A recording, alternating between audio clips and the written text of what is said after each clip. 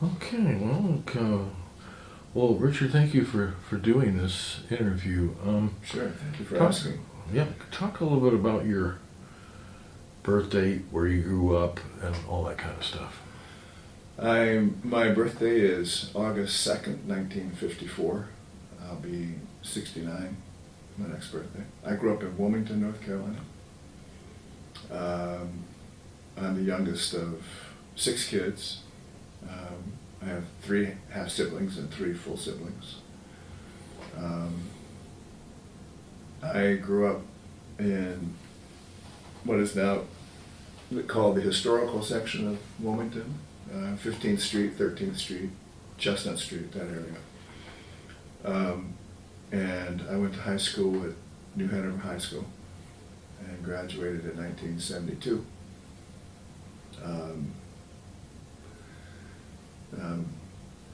I left Wilmington in the summer of 1972 to go to Canada. I was a draft resistor. And I made that trip. I went to California. I had been accepted at what was then called San Francisco State University. But that was kind of a ruse because my plan was to go to Canada. So I left early summer, went up the West Coast on my bicycle, and went into Canada and stayed there for several months. And then the draft ended in August of 1972. So I was kind of like a rebel without a cause, I was there, but anyway, I came home. I wanted to say a few things from our conversation before when we talked that I thought of. I want to talk a little bit about what it was like growing up in Wilmington at that period of time, if that's okay. Wilmington, I don't know if I could say still is, but it was a very racist town, very classist, very racist. When I was coming along in high school was when we had the so-called Wilmington riots in the early 70s. And that was when the so-called Wilmington 10 were all arrested and charged with burning up a grocery store. And it was a huge, eye-opening, transitional kind of event for me. I mean, all that stuff that happened. That's when I began to learn more about Wilmington's past, the so-called riots of the 1890s, which was really a coup. When I was growing up, there's a road in Wilmington down that you take along the river called River Road. When I was growing up, it was called Inward Head Road. And everyone referred to it as that because that's where, apparently, according to what I was told, a lot of black people were murdered along that road during this whole event that happened in the 1890s in Wilmington, 1898. Something that's been a lot on my mind lately, and one of the reasons why I wanted to bring this up. When I was in the 7th grade, was the first year that my class was integrated. And I've been giving this a lot of thought lately. I remember there was a group of us that had been students together all the way through 1st grade, all the way through what we used to call junior high school. And one of them, a kid named Van, came up to me in the hall and said, "Do you think we're going to get one this year?" I didn't know what he meant.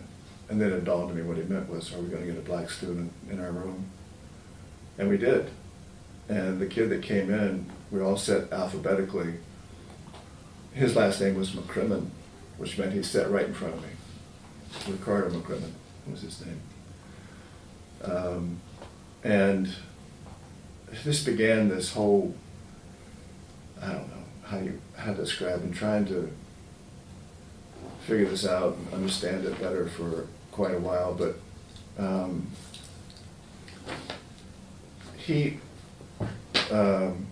Ricardo was this really incredibly smart, joyful person.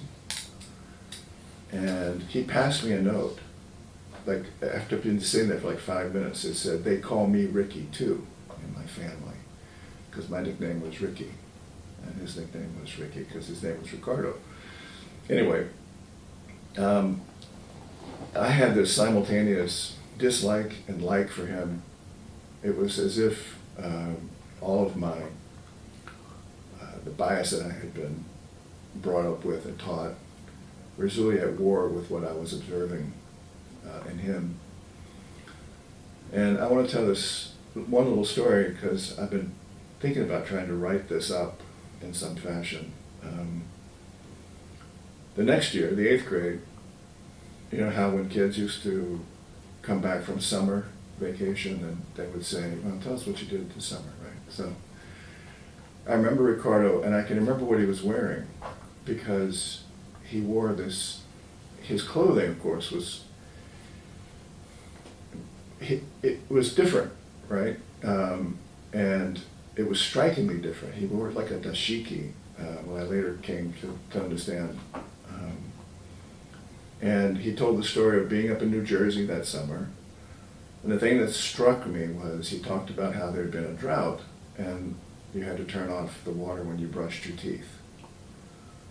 And I thought to myself, well, that's a really good practice. That's probably just a good practice in general. From that moment forward, I've always done that. And for the last, I don't know how many years that's been, I think about Ricardo when I brush my teeth. And like the other kids are, you know, I was at times cruel to him, mean to him. I called him the N-word once. I remember doing it. But I would also call him at night to get help with my homework because he was brilliant. He was a really great student. I lost touch. I've tried to get in touch. And I've gotten through on the phone, but he won't talk with me. I don't understand why. Maybe it's just, maybe he just doesn't care, or it's just not important to him, or he doesn't think about it like I do. But I did write a letter.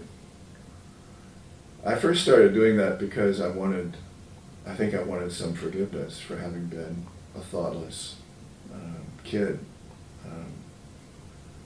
Now I want to know more about who were these first kids that came to school. I mean, how did they withstand all the hatred that was placed upon them?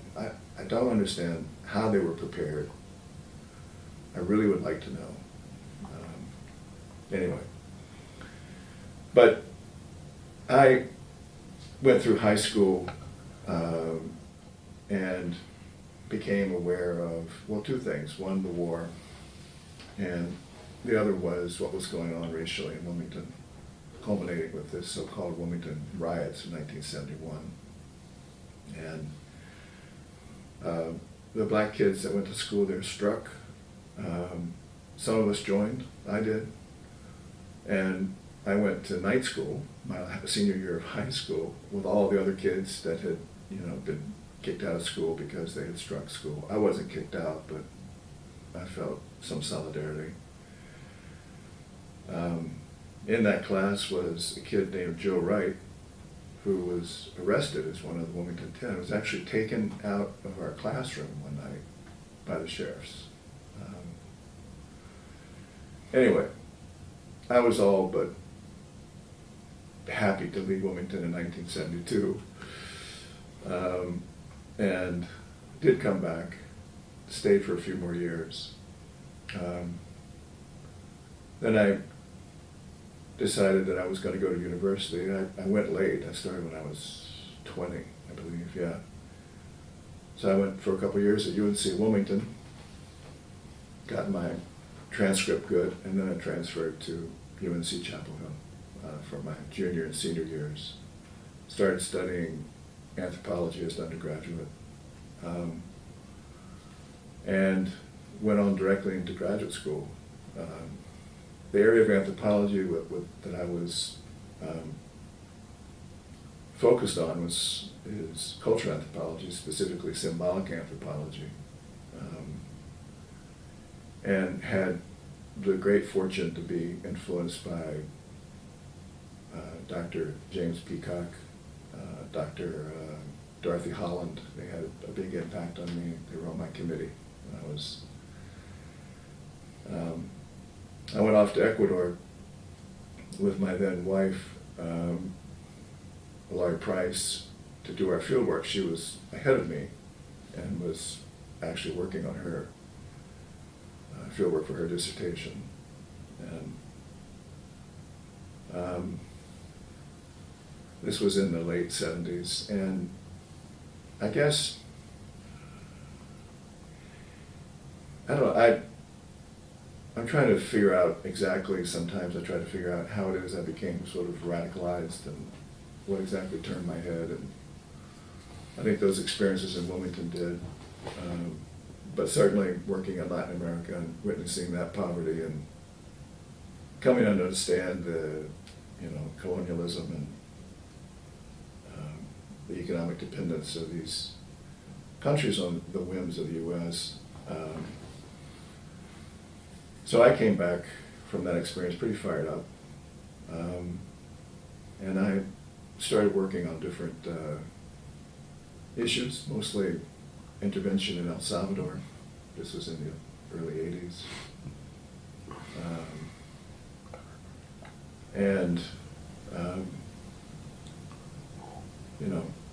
That was a big part of what I did for a number of years while I was trying to attempting to finish up my graduate work. Finally deciding it wasn't for me, and just, stopped doing all that. Can I ask you a question? Sure, please. When you were doing anthropology, so did you do the field work I'm just wondering whether you developed some of your listening skills that way. Yeah, I did do field work. I did, even though I had jumped the gun in terms of the way things usually go, which is, you do your proposal, you take your exams, and then you do your field work. I had this opportunity to go to work in Ecuador, and I had been there before as an undergraduate. I had gone there 2 summers in 77 and 78, back when I was interested in pre-ceramic archaeology. I took a course in Ecuador and really loved the country, and went back again. I guess it was 75 and 77, that's right. So I had a project. I was hired actually as a consultant through an agency that no longer exists. It was done away with under Reagan. It was called the Inter-American Foundation, and it supported developmental projects. I was hired as a consultant to this is kind of odd, but it was a theater troupe made up of one Spaniard and the rest were expats from Argentina living in Ecuador, who were teaching theater, guerrilla type theater, what's called popular theater, teatro popular, in what's called a pirate neighborhood in the town of Quito.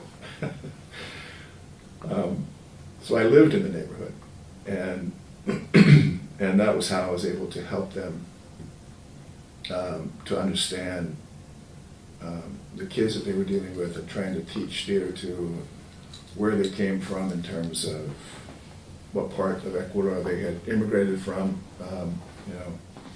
They were all kids who had come from rural areas, and his families had come and participated in what's called a pirate neighborhood, which is you live on the land until you get a certain mass of folks and you start demanding services from the city, and that's what they did. That's why they call them pirate neighborhoods. They're, in Brazil, those are favelas. But anyway, so that was my field work. So I jumped ahead and took that opportunity. And ultimately, that's what I based my thesis on, was work I had done there. But yeah, I had great teachers, especially, I mentioned Dr. Holland, Dottie Holland, was a person who, she would interview you and talk to you, and after about an hour, you would just feel exhausted because she had just kind of like vacuumed your head out. She had the ability to just draw you out. And it's not just that it's a great skill, which it is for her, but it's teachable. It's something you can learn, how to follow up questions that are in line with what you've, in other words, open-ended, trying to make it into a loop, the story into a loop. I worked with her as a graduate assistant on her projects, and I think that's how I learned my own techniques for interviewing people. I guess her technique was more like heuristic elicitation. She was really trying to get to the models in your brain and how you model the world through interviewing. Okay. Well, so you decided not to do the PhD. Yeah. My brother did the same thing in math at Berkeley, and Yeah. but anyway. Well, the only thing that was open to me was to be a professor or to work in academia, and what I loved was field work. So I just didn't have. I mean, I was good at theory, but I wasn't like those guys that.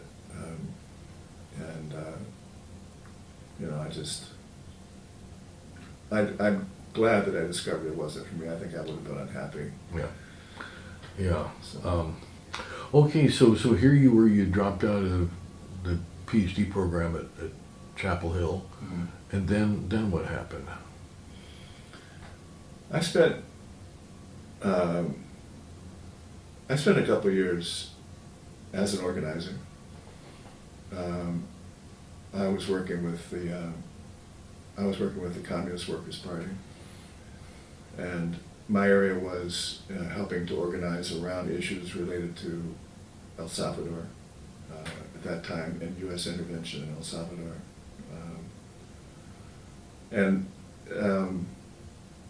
so that was kind of an occupation. I painted houses. I did this and that, as a way of surviving. But my main focus at that time was organizing. And where was this? This is in Chapel Hill. In Chapel Hill. In North Carolina. Must have been quite a different atmosphere from these days, like night and day.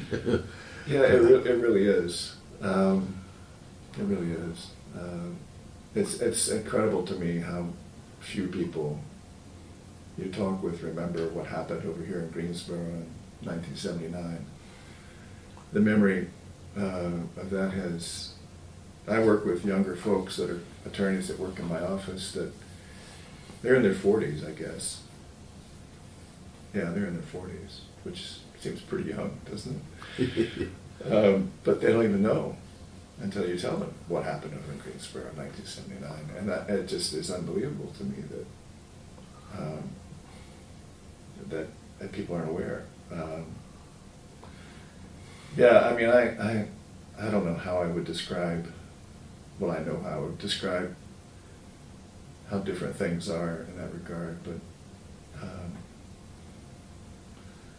anyway, yeah, so that was what I was mostly doing until about 1986 or so.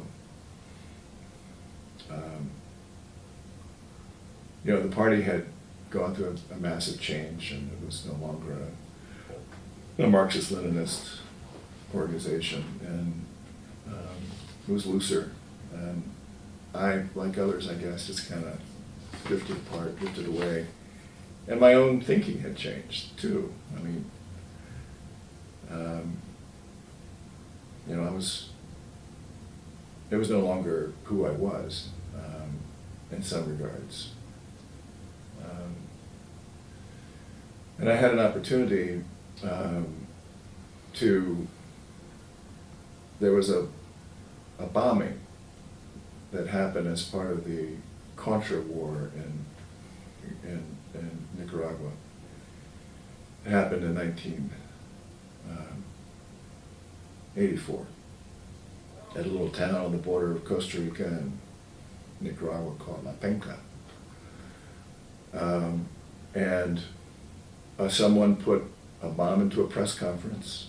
And the press conference was going to be held by Eren Pastora, who at that time was a big Contra leader, had been a Sandinista, dropped out of that and became a leader of the counter-revolution, the Contra. And he was going to have a press conference in which he was going to denounce the CIA and their role in what was going on with the counter-revolution. But a bomb went off, and a lot of journalists were killed. A lot of journalists were injured. And that sort of precipitated what became actually a civil action against, I can't remember how many defendants there were, some 20 some odd defendants for their role in fomenting the counter-revolution and the shipment of arms down to the illegal shipment of arms. This is the thing that kind of broke the Iran-Contra stuff, if you remember that. People don't remember Greensboro, they don't remember Iran-Contra either. But I remember the movie, the Iran-Contra affair. Yeah, exactly. Well, anyway, I was hired by the Christic Institute. My friend Louis Pitts was active with the Christic Institute and had been working as one of their lawyers for a long time. He's an old friend. Knowing that I had an interest in the area and that I spoke Spanish, they asked me to go down and work for 6 weeks, they said, just to get the lay of the land, see what's going on. The clients of the Christic Institute were two journalists, Martha Honey and Tony Abergon. Tony had been at the press conference and had been injured. And so they had a civil RICO case against these people like, gosh, why am I blanking on their names? It'll come to me. But folks that had been involved, especially a North American rancher who had a plot of land in northern Costa Rica, which was called the Southern Front, the south part of Nicaragua. This guy, John Hull, was a farmer from Indiana who had settled there and was letting his land be used to supply the Contra with arms. And then rather than going back empty, those planes were going back to the U.S. with cocaine and flying under the radar with total permission, which is how the huge cocaine trafficking began in the 80s and in the United States. So all that came to public attention when, if you remember, that an airplane crashed that was supplying arms. There was a man named Hassan Fous, who was a kicker, person that would kick packages out of the airplane. He became a big name, and he told what was going on, that the CIA and others were supplying arms to the Contra. And then later it became clear that those arms and whatnot were coming from Iraq, right? So, I'm sorry, Iran. My job was ostensibly to go down and try to help figure out who had actually done this bombing. Ultimately, that was what we did. So was that where your investigative thing really began? That is. It How did is. you figure out how did you figure that out? I didn't figure it out. Well, I helped figure it out. There had been a lot of misinformation. The theory had been that the person that put the bomb in the press conference was connected to the Contra in some way through the CIA, that they were trying to get rid of Pastora, because Pastora was going to denounce this and that. In the end, and it's a long, long, long story, but in the end it turned out that the guy that put the bomb was a Sandinista agent, and he was an Argentine national who had been a Montenegro during the so-called Dirty War in Argentina, had come to work with a group that was carrying out, what would you call it? Carrying out,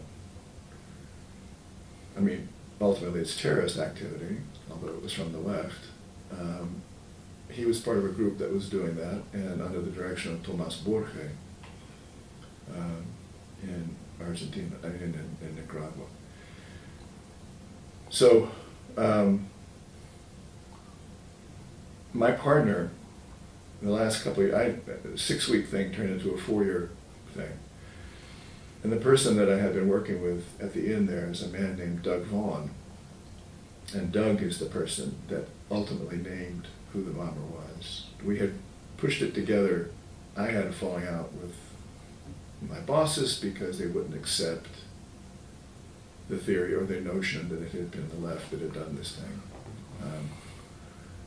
And I mean, the truth was just the truth. And so Doug pushed it further, and actually is the person who published in various newspapers and other journals about the steps, the final steps. He and I, Doug and I, had gone to Panama together just after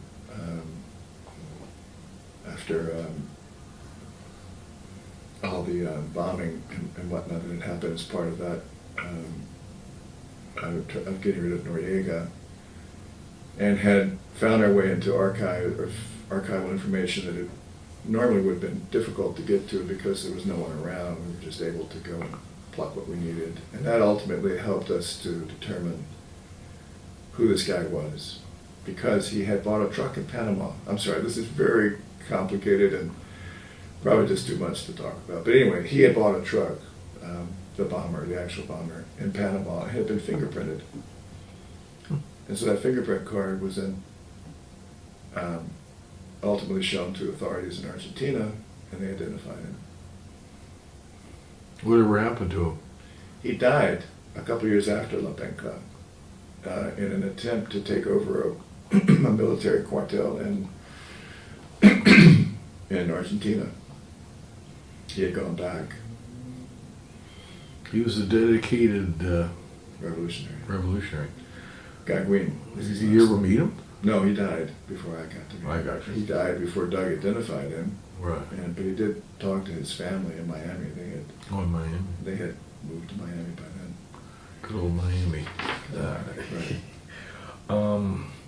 It's interesting, the Christic Institute, and you know, I've interviewed Lewis Pitts. We're good. My wife and I are good friends with Spolman Lewis, and Right. he's helped many the different people we've interviewed, including yourself, and Yeah.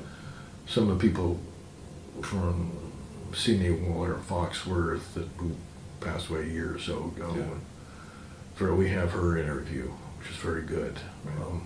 We did it on Zoom because It was during the pandemic. yeah, we should have did Lewis that way too. But I actually watched Signy's. you watched it? And Lewis's too. Yeah. Oh, good. Yeah. You're probably one of the few, No. but that's fine. That's Yeah. what this is all about. But anywho, Signy was a dear friend. wow, I read that book. Pretty powerful. You know, the Christic Institute, because Lewis obviously mentioned that, and they're not going anymore, right? Weren't they kind of driven out by, isn't there some law that was used against the Christic Institute to bankrupt them?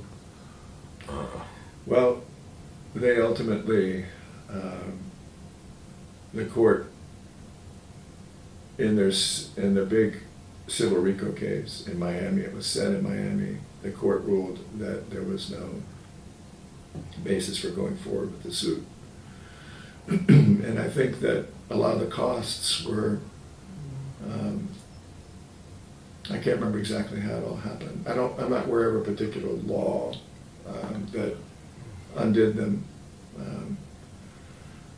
And I sort of lost touch. I mean, excuse me, I have to clear my throat. Yeah, it was Danny.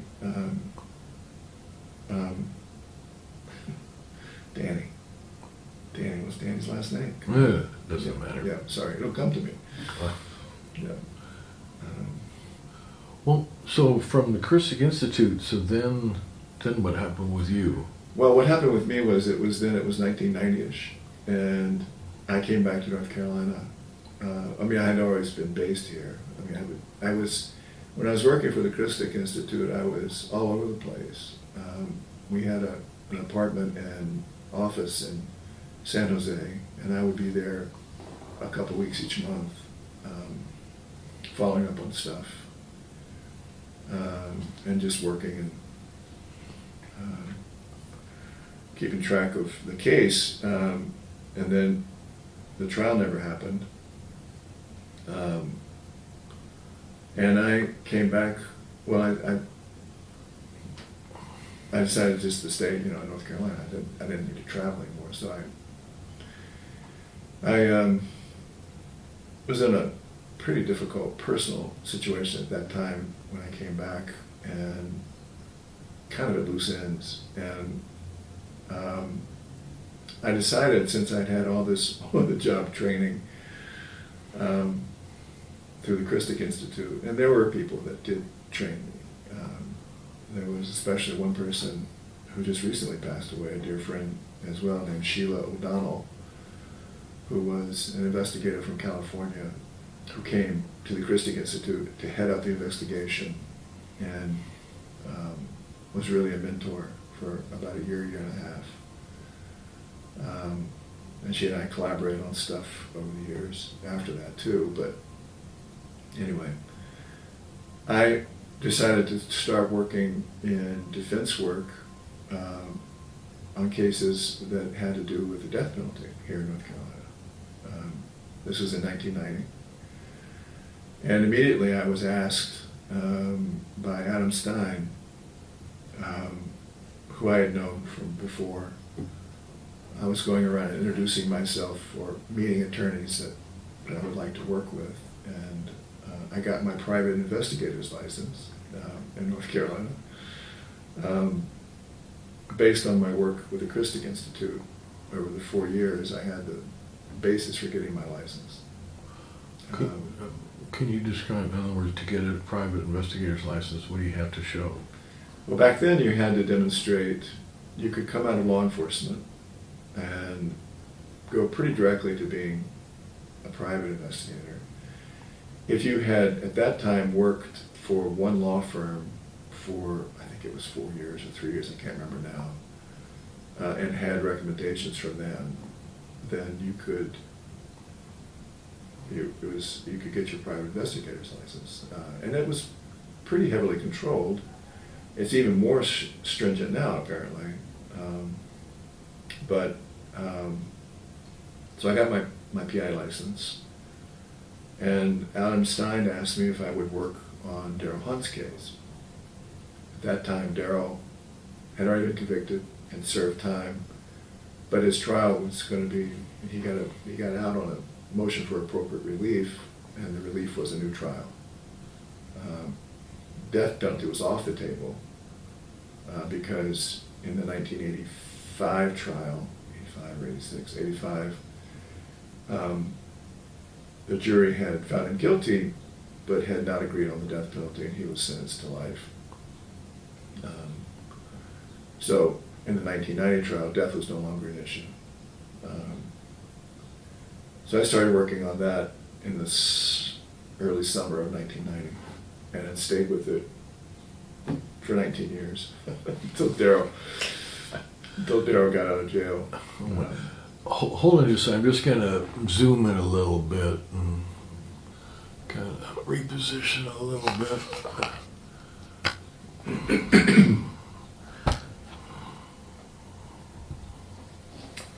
I'm finding it really difficult to talk about Do my you- own history. Do you? Yeah. I was thinking, do you want a glass of water? Would that be helpful? I think I'm okay. Okay. All right, thanks. Just gonna make sure my focus is on the money.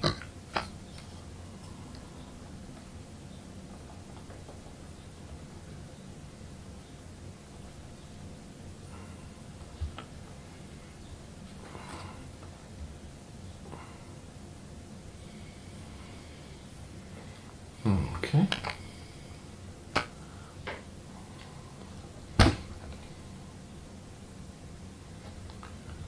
But Daryl, how are we gonna cover 19 years? Well, actually, my involvement in the case, Daryl was in jail for a total of 19 years. Before we do all that, just, we have with Mark Rabel, and I interviewed Phoebe Zerwick, the Yeah. journalist. Yeah, I know Phoebe.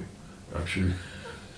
So, and then I read her book, and I read all that. So, but just briefly, Yeah. the Daryl Hunt, just so people, if they start looking at your interview, well, Yeah. not everybody knows who Daryl Hunt. Can you just briefly tell the story? Sure, I will. I can briefly tell that. Like I said, I came into the case in 1990. Daryl had already been convicted. He was, of course, charged with the murder of a white woman journalist, Deborah Sykes, in Winston-Salem, downtown Winston-Salem. I came into it, and at that time, Daryl was out of jail awaiting trial. And so I worked, whenever I would come over to Winston-Salem, I spent the entire summer of 1990 doing nothing but Daryl's case, mostly. And so I was over in Winston-Salem weekly, and I got the opportunity to hang out with Daryl, because I needed Daryl to show me different places and people, and became convinced immediately that he was innocent, actually innocent, as in wasn't there. Not reasonable doubt innocent, but actual innocence, right? So I worked all through that time, and there is one key thing that happened that I would like to describe a little bit, that there was DNA, of course, but this was before advances in the testing of DNA, when at the original trial especially, they went by blood type. But once we discovered that there was DNA, Daryl's attorneys went to Daryl and said, "There's DNA, and now we can have that tested. Do you want us to test it?" He said, "Yes, absolutely." And the state was charged with doing that, and came back and said, and this is like one of the clearest, this is a completely indelible memory, it'll never go away, is there was a guy named Dean Bowman who was a special prosecutor in Daryl's case in 1990, worked for the AG's office. And he took me and Adam Stein into the back room just before, I think, jury selection was underway, and had an envelope, and he said, "This is the sample of the DNA that was sent to this company, and they say there's not enough here to test." And we went, "Okay, well, that's that." Fast forward, when Daryl was convicted the second time in 1990, we didn't stop. The case kept going. And the judge, for the second motion for appropriate relief, based on errors that had happened during the 1990 trial, I'm sorry, this is getting very convoluted, but one of the things that was revealed to us was the actual letter that had accompanied that DNA sample that Dean Bowman showed us. And in that letter it said, the sample is there's not very much here in terms of a sample. However, this new technology, PCR analysis, will allow us to replicate that and we'll be able to make a match. He didn't show us that letter. And that was the basis for finally getting the DNA tested and showing that Darryl hadn't done it. It was not his DNA in Deborah Sykes. But ultimately, because of Phoebe's diligence, Phoebe Zerwick's diligence, they were able to show who it belonged to. And that's how the conviction ultimately happened.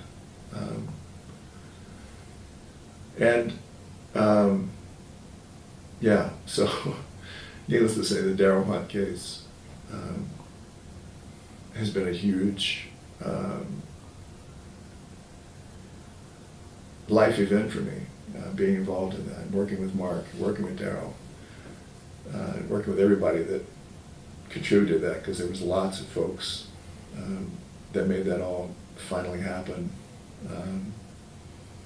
But it's the thing that whenever I go and sit down with a client now, and they say, I didn't do this thing, I go, okay, I believe them. And I act on that belief. Often it's not true, but it's I'm inclined to suspend any kind of disbelief, and based on the work with Darryl's case. Well, like when I interviewed Mark Rabel, he was saying that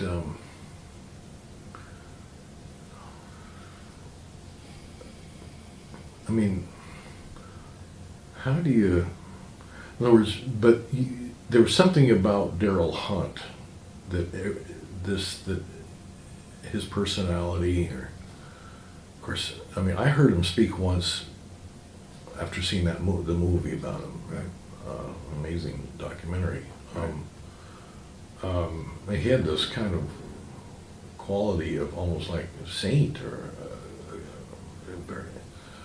such a gentle soul.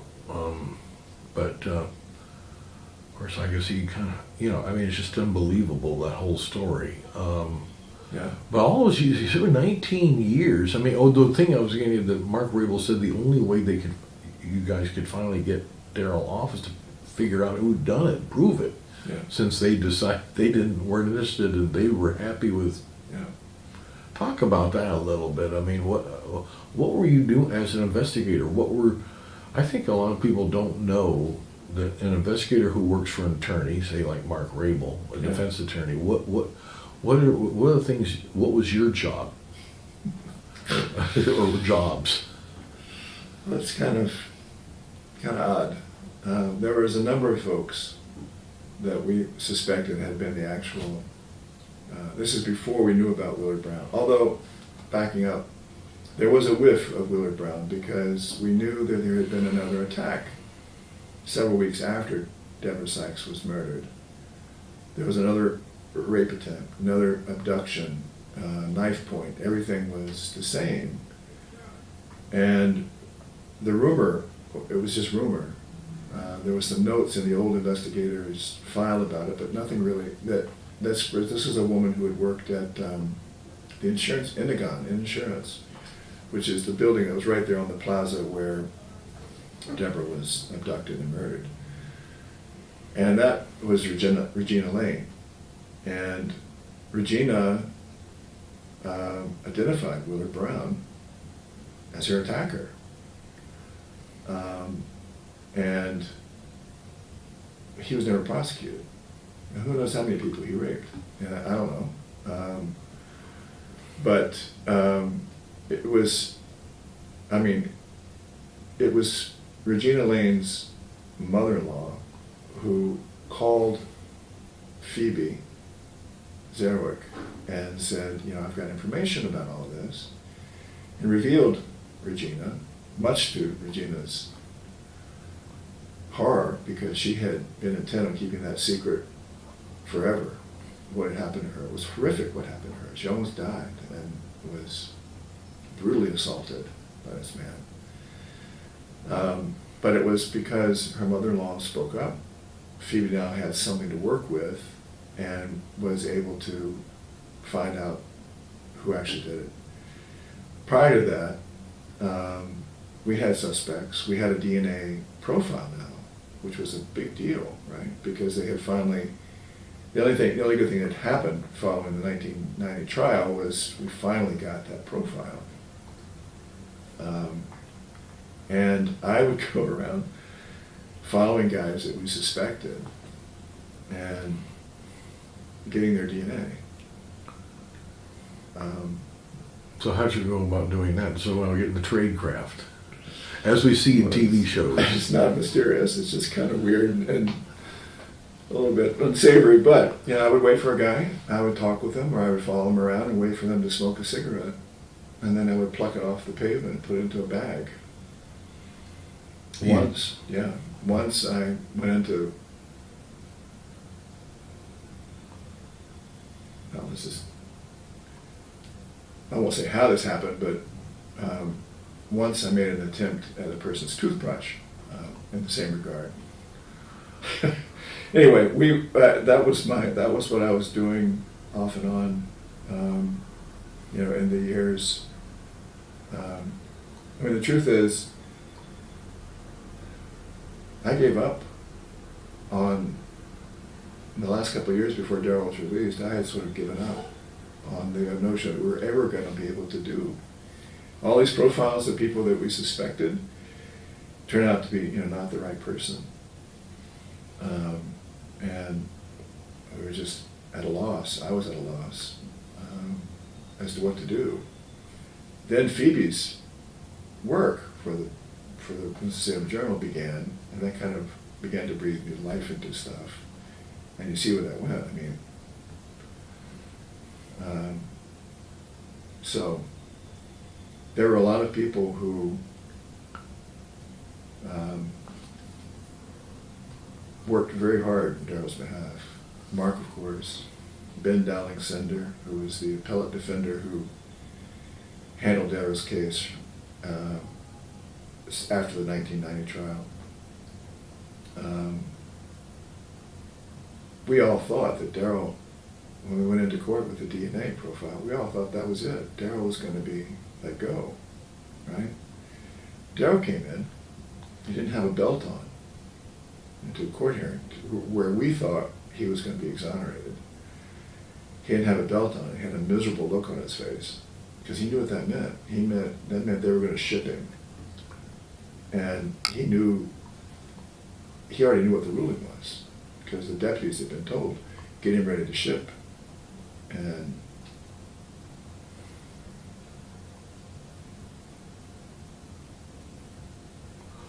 well, so what happened? How could they rule against the DNA? Well, the judge, the state's theory had always been murder-rape, right? Now the state came up with a theory, lookout, complicit, an accomplice. And the judge bought that. And the judge said, yeah, he could have been a lookout, just like you're saying. And that's why people saw him around, because he was a lookout. He didn't have anything to do with the rape and the murder, maybe, but he's equally culpable, according to this judge, Morgan, who ruled that way. That must have been a tough day, understatement, to think you have it, and then they shipped him out to some other prison. Yeah, he was gone. Yeah, it's the thing that, though, is what you say about Daryl is true. He had a quality of forgiveness that I would like to be able to adopt. I strive. I strive for that, but he really had it. But Daryl, we missed it, and that's the purpose of Phoebe's book. We missed how damaged he was by all of his experiences in prison. a constant triggering for 19 years. You know, this could be the last day. I could get hurt. I'm innocent. I didn't do this. Here I am. I mean, And they offered him deals. He could have walked. he could have walked if he had accepted culpability. He wouldn't do it.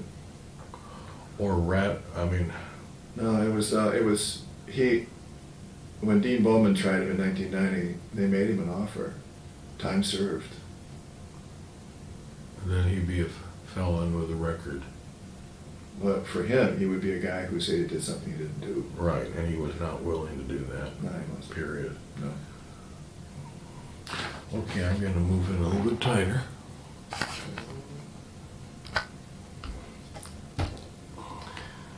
Anyway. You doing okay? No, it's just difficult stuff, you know. to talk about. It's hard. I'm sure. You.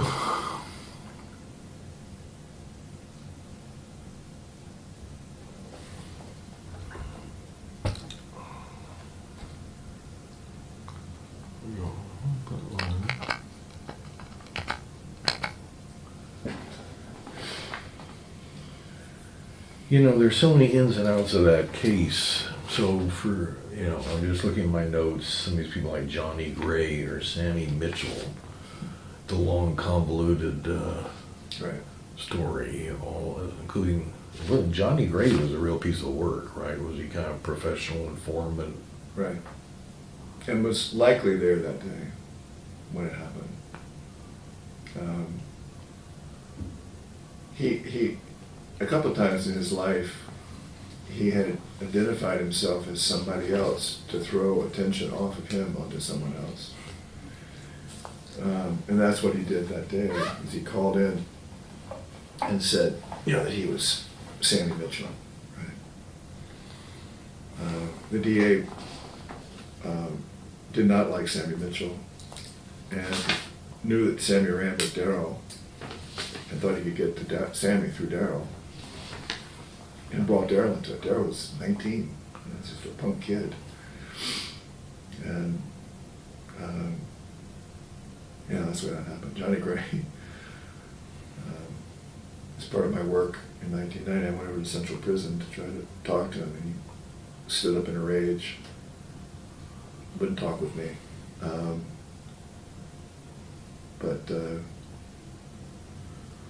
He stood up in a rage? Yeah, at Central Prison. I mean, he just got up and talked to me. It was just like in this booth. Have you ever been to Central? You're on one side of the room. Yeah, you're on. He's on the other side of the partition. He's just ranting and raving about who are you, what are you doing here, and yeah, Johnny Gray. That's just. I mean, the most incredible thing is, who are these people that would allow something like that to happen, knowing that they had the right person? They knew that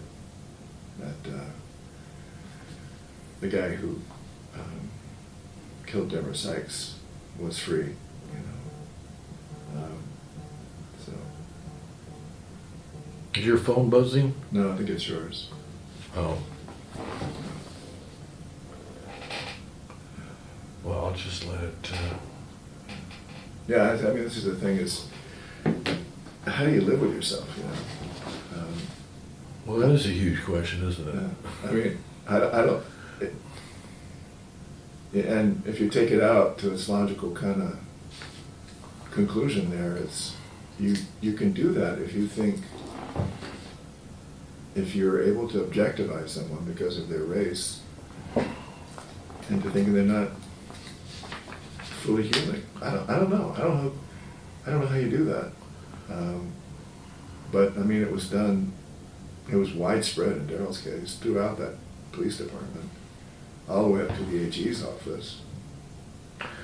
Yeah, after reading the series and reading her book and interviewing her, and how in '85 or whenever the Sykes thing happened, how blatant the racism was that he was by cops going by calling him the N-word when he was first arrested and Yeah. all that kind of stuff, you know. My wife and I live over in Winston, so it's kind of that's right. interesting to Right. Yeah. live there now knowing all this stuff. Right. Yeah. Well, there are people who have just had, there's been no consequences that have, I mean, Dean Bowman being the main one. You know, I don't know if you ever watched his or read the transcript of his closing in the 1990 trial. Standing over behind Darrell and pointing at him and saying, he deposited that sick yellow fluid into that poor woman. Yeah. Yeah, I mean, just evil. I mean, I don't know another word for it. I mean, my work is in the world of mitigation. I spend, all of my work is around explaining how someone can get to a point in their life where they could be accused or commit some horrible crime. I can't mitigate Dean Bowman. I try, you know. I don't know how a person does that. I just don't get it. Or how they're allowed to do it.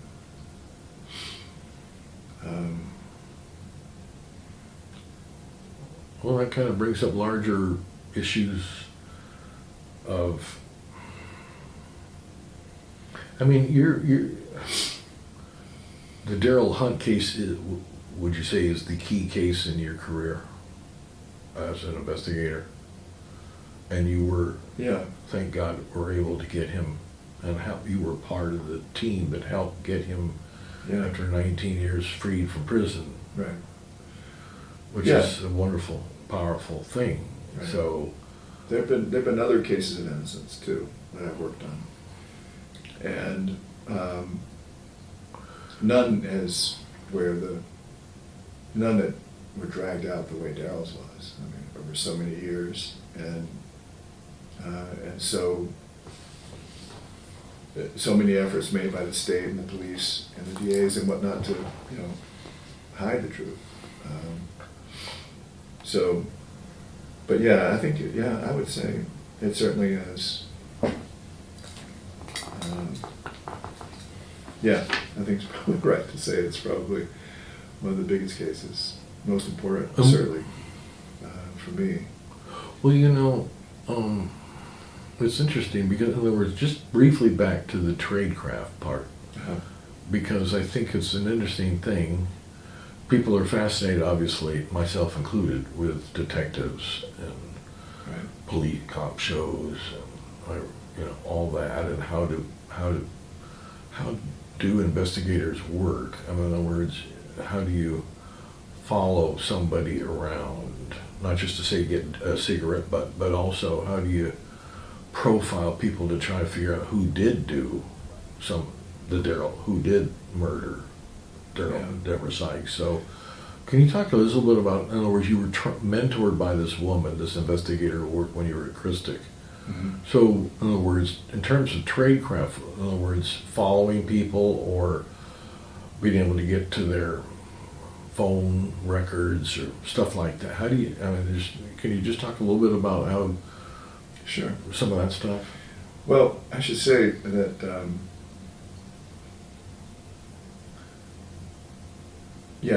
in Darrell's case, the suspects were developed not by me.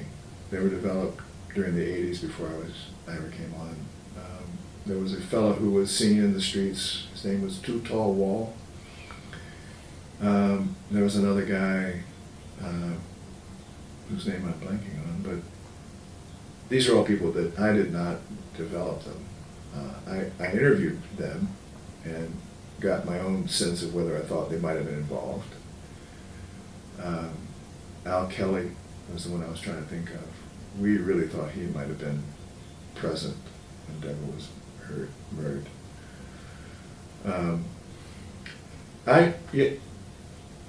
Even though I have a private investigator's license, I had to get a private investigator's license in order to do defense work in capital cases. But my work is not only, a capital case is divided into two parts, right? The guilt phase and the sentencing phase. My work is all around sentencing. It's all on mitigation. In the early 90s, the mitigation specialist was not a recognized entity in the defense team in a capital case. It wasn't until the mid-90s, 97 or so, when the Supreme Court ruled, yeah, a defense team in a capital case has to include 2 attorneys, a fact investigator, and a mitigation person. And that was what I mostly did. But because I came along prior to when that was a set-aside part of the defense team, the mitigation specialist, I was able to work a case, you know, from soup to nuts, and because I would do the mitigation work, but I would also do the fact work. But by the mid-90s, I had stopped doing much in the way of fact work at all, and I was doing the life history and all the mitigation work. Can you define what mitigation work is? Well, mitigation is, in a sentencing phase, if a defendant is found guilty, the jury is going to decide whether or not, there's only 2 possibilities. If the state has declared the case capital, the jury, upon finding the person guilty, they only have 2 choices. One is life without parole in prison, or the death penalty. And so, at that point, the person is guilty, or considered guilty by the jury. And so mitigation are attenuating circumstances, life circumstances that go into explaining how it is that a person could find himself, you know, accused of murder. What was their upbringing like? Are they intellectually disabled? You know, were they, the mitigation gets at moral culpability. And so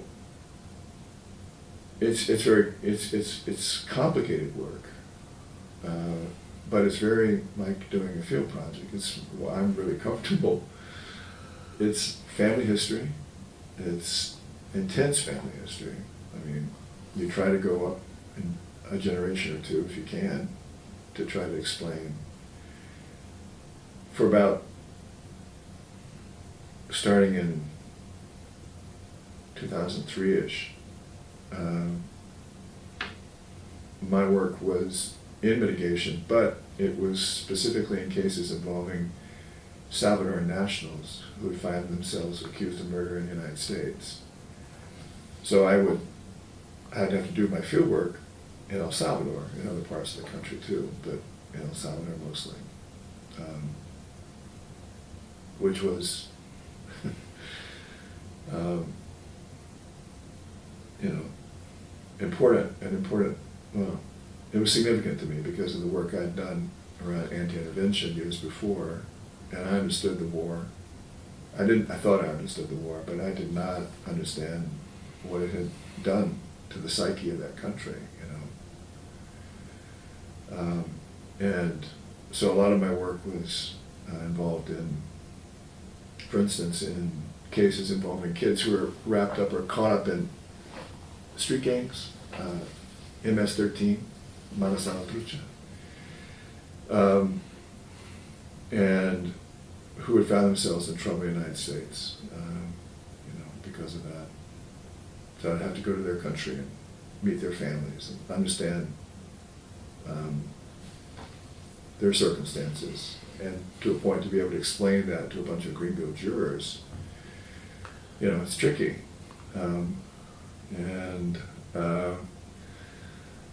But ultimately, with few exceptions, every one of those stories involved the psychological damage that had been done to these families during the war, the Civil War, you know, which didn't end until 1990.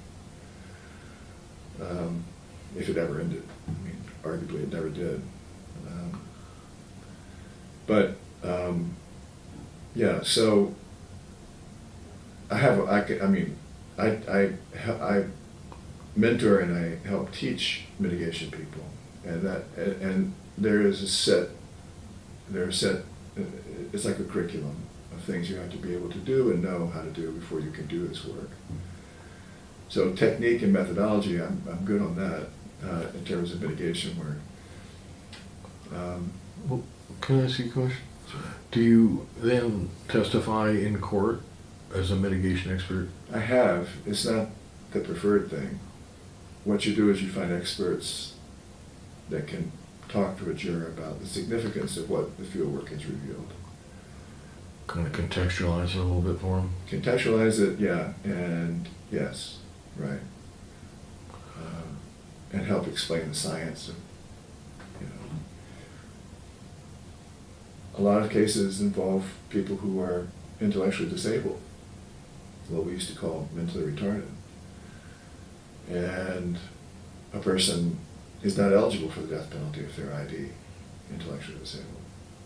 Death penalty doesn't apply to them. So a lot of the work becomes about showing the court why the person is ID and how they're ID. There's a famous case, Atkins, U.S. case, Atkins. An Atkins hearing is when you show the jury or the court that the person is ID, and so therefore, you know, they can't be tried capitally. So a lot of my work is around, a lot of people who do mitigation work, their work is around the elements of showing the person is ID. You know, what are their deficits in adaptive behavior, for instance? And it's interesting because we all have what I call folk models of, or folk theories of people who are ID.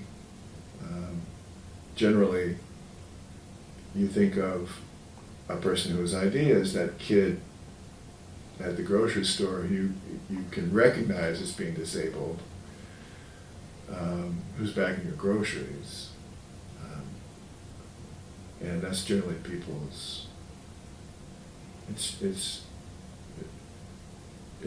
tricky to break through the folk models and use an expert to say, no, in fact, this person is ID. Yes, he can do this and that, but he can't do that and this. And so, you know, it's about what you can't do, it's not what about you can do. But back to the Darrell Hunt case, you were doing a different type of work. I was doing actual beat the street detective work, yeah. Was it ever dangerous for you? I mean, in terms of some of the people you were dealing with, no. Well, Mark Rabel and I had a fellow pull a gun on us once.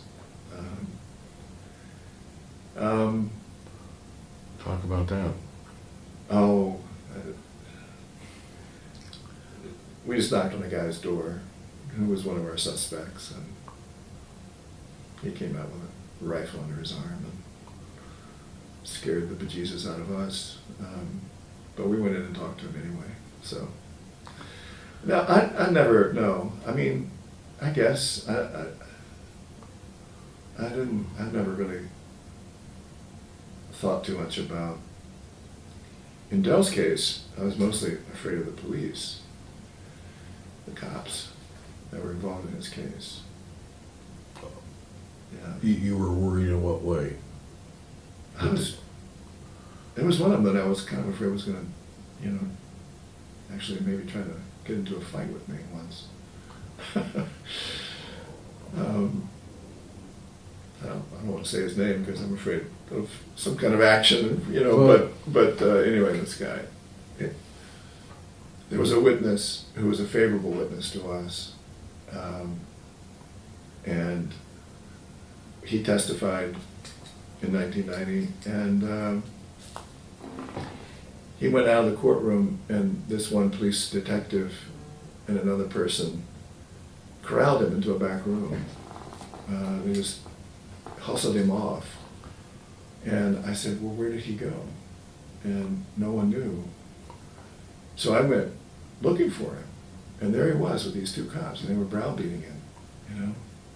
And I said, do you want to be here with these guys? He said, no, I don't want to be here with these guys.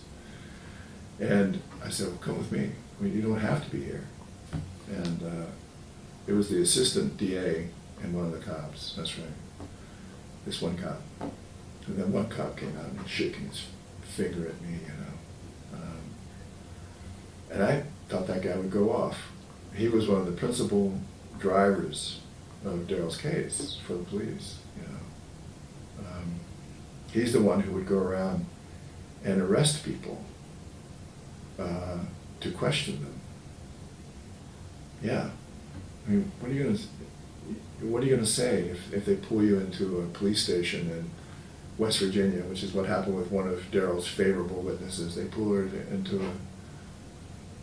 a police station, and as if, you know, she's in trouble and feels like she's under arrest, and then question her.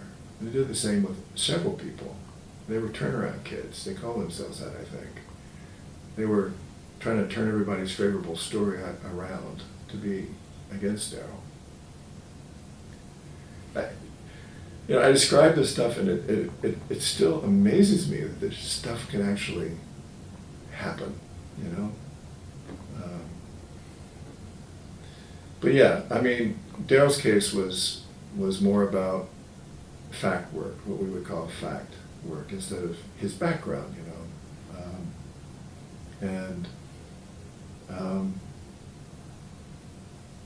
It's just reading through reports, following up on leads, looking through discovery, seeing who was talked to and not talked to. In Daryl's case, for instance, the state gave notice of several snitches, jailhouse snitches, that were going to testify against Daryl. That Daryl had said, yeah, I did that, you know, in prison, right? So part of my job was to go and find every one of those guys and sit down with them and say, what did you really say to the cops, you know? And it was backstopping all those stories, you know.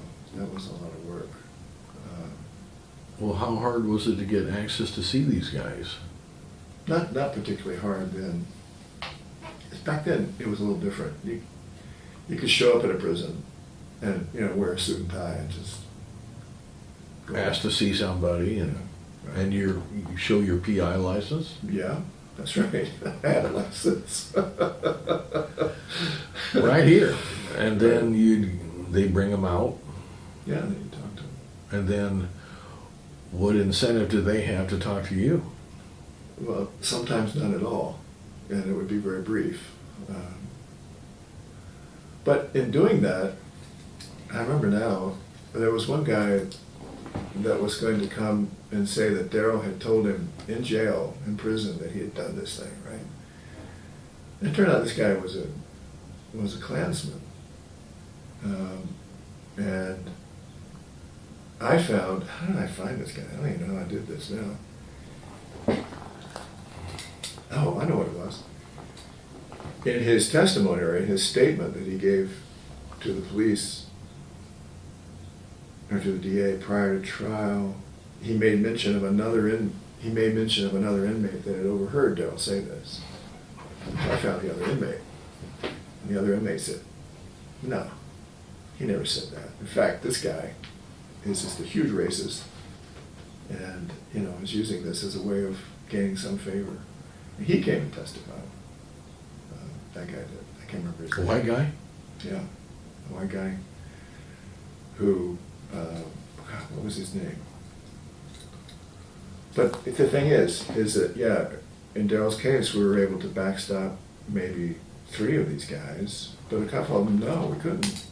And the jury got to hear, I mean, they hear 5 guys say, yeah, Daryl said he did it, and you've got good information against maybe 3 of them to show that they're lying. But the juror is sitting there going, oh, well, you know, likely it's not. He did say it. But why couldn't you, so you had no opportunity to show that this guy's a member of the KKK? I think they did, actually. It became clear.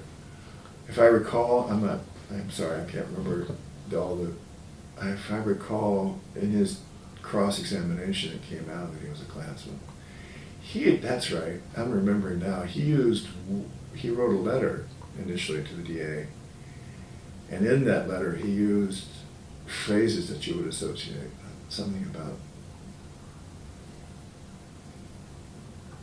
words, I can't remember the exact phrase, but words to the effect of protecting, you know, our white rose, our white women, you know, or something like that. Right. So, Kind of brings back some of those parts of Phoebe's book where the constant threats from guards and white prisoners, especially in those prison camps up in the mountains and so Yeah. forth. Right.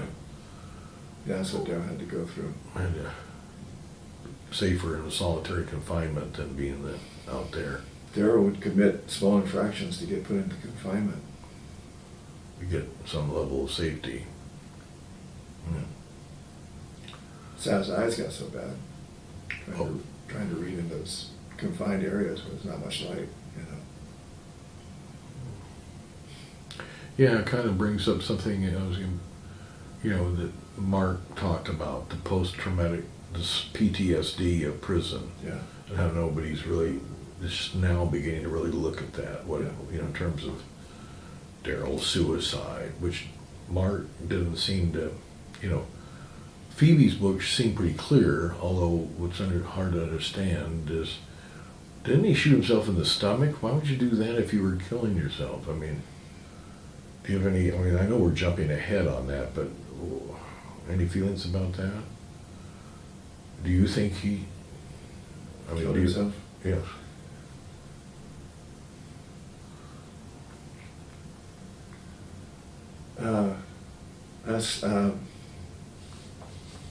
That's kind of impossible to.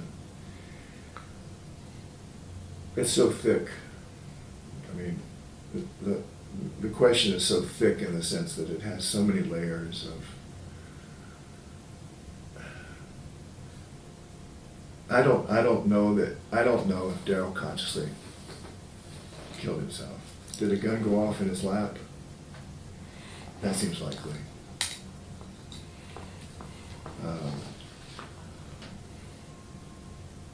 But I don't know. Yeah. I don't know. I mean, whether or not it was a suicide or not, it's really, it hasn't been a burning thing for me. It was at first, I think, because we were in such disbelief, but then we began to learn the things that Darryl had been keeping from us, especially Mark. I mean, Mark and Darryl were extremely close. I was close to Darryl, but not like that at all. I mean, and we, all the things we learned that, his drug use and all the things that are written about in, Phoebe's book. Mm-hmm. So I don't know. Yeah. I don't know. Well, it seems like, we'll talk a little bit about, so Daryl Hunt, when did you wrap up your work on that whole deal? I mean, when he got out of prison, were you then done with the Daryl Hunt, or did he keep going? No, it didn't keep going. Then it became about what are the lessons that we've learned, from what happened to Darryl. And there was a huge, interest in his case in the state. I mean, that is the reason for the beginning, at the start, the Innocence Commission started based on Darryl's case, right? But no, my work, no, not really. I mean, of course, Mark and I are very close. I would consider Mark to be like my best friend. And I've continued to work with Mark on cases of innocence. In fact, we're going tomorrow to see a client whose case I've been working on since 2015. So Darryl's legacy, I guess, is things like the Innocence Clinic at Wake Forest that Mark heads up, and the one at Duke, which is similar, the Innocence Commission, and the other one, which I can't remember what it's called. But yeah, I mean, no, I haven't directly worked on anything related to Darryl since he got out of prison. Well, so talk about a little bit since, so Daryl got out in 2003, somewhere in there? 2003, And then Christmas time, Christmas. Christmas Eve. And he was married. Right. So talk a little bit about what's happened with your, so you've been through what's it like to go through the emotional ups and downs all those years? That's tough on, it must be Yeah. tough. It is. I've been, actually again with Mark, we've had this ongoing discussion for a long time about secondary trauma, received trauma,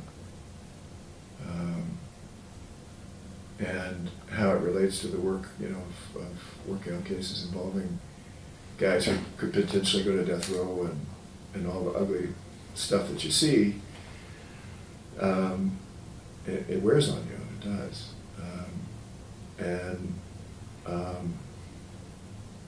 So I've tried to be helpful to others in that regard of trying to figure out ways to talk about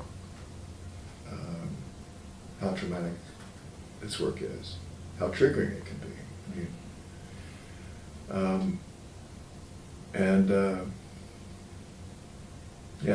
It does have a certain toll.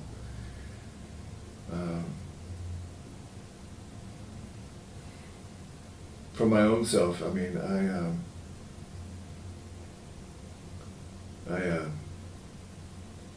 I started practicing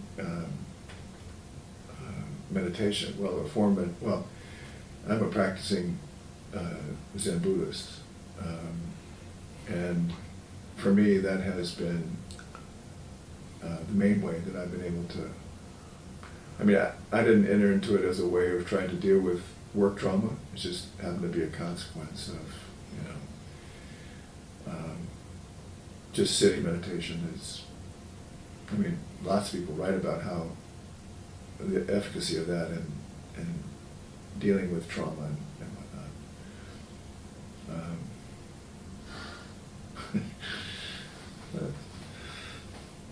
When I was an organizer and did work with the CWP, and we would have these large, demonstrations that we would help organize, these national demonstrations, like the ones I was involved in were, like marching on the State Department in DC, and it would be thousands of us marching down the street, chanting.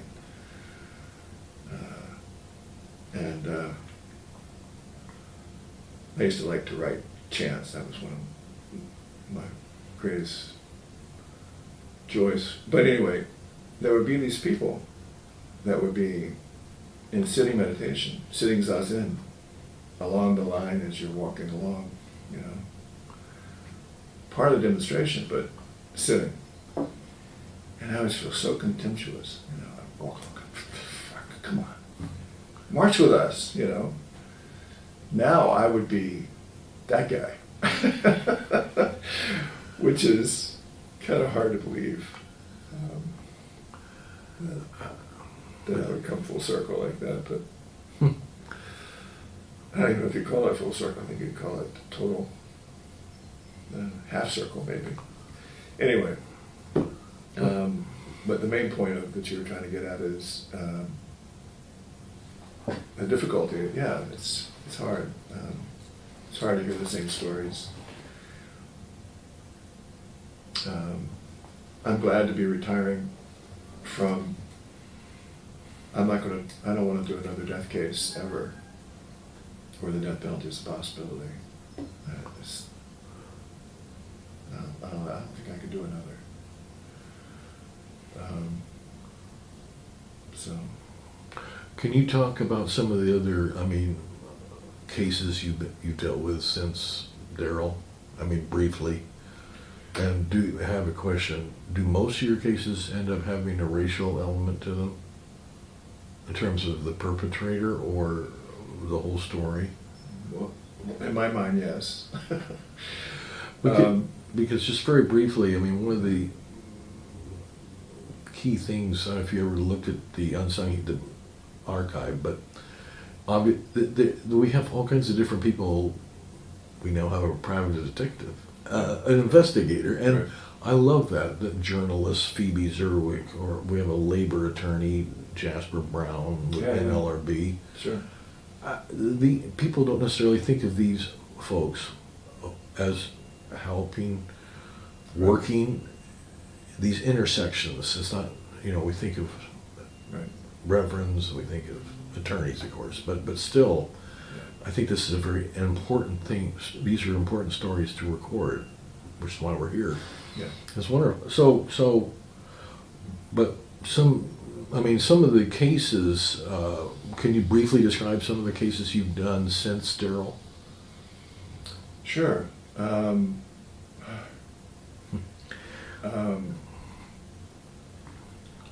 don't know how much time you ever spent in the courthouse. Some. Okay. So you go to a courthouse on a Monday, which is generally calendar day, right? Calendar call. And you stand there, everybody that's standing out front, just about, is black. And,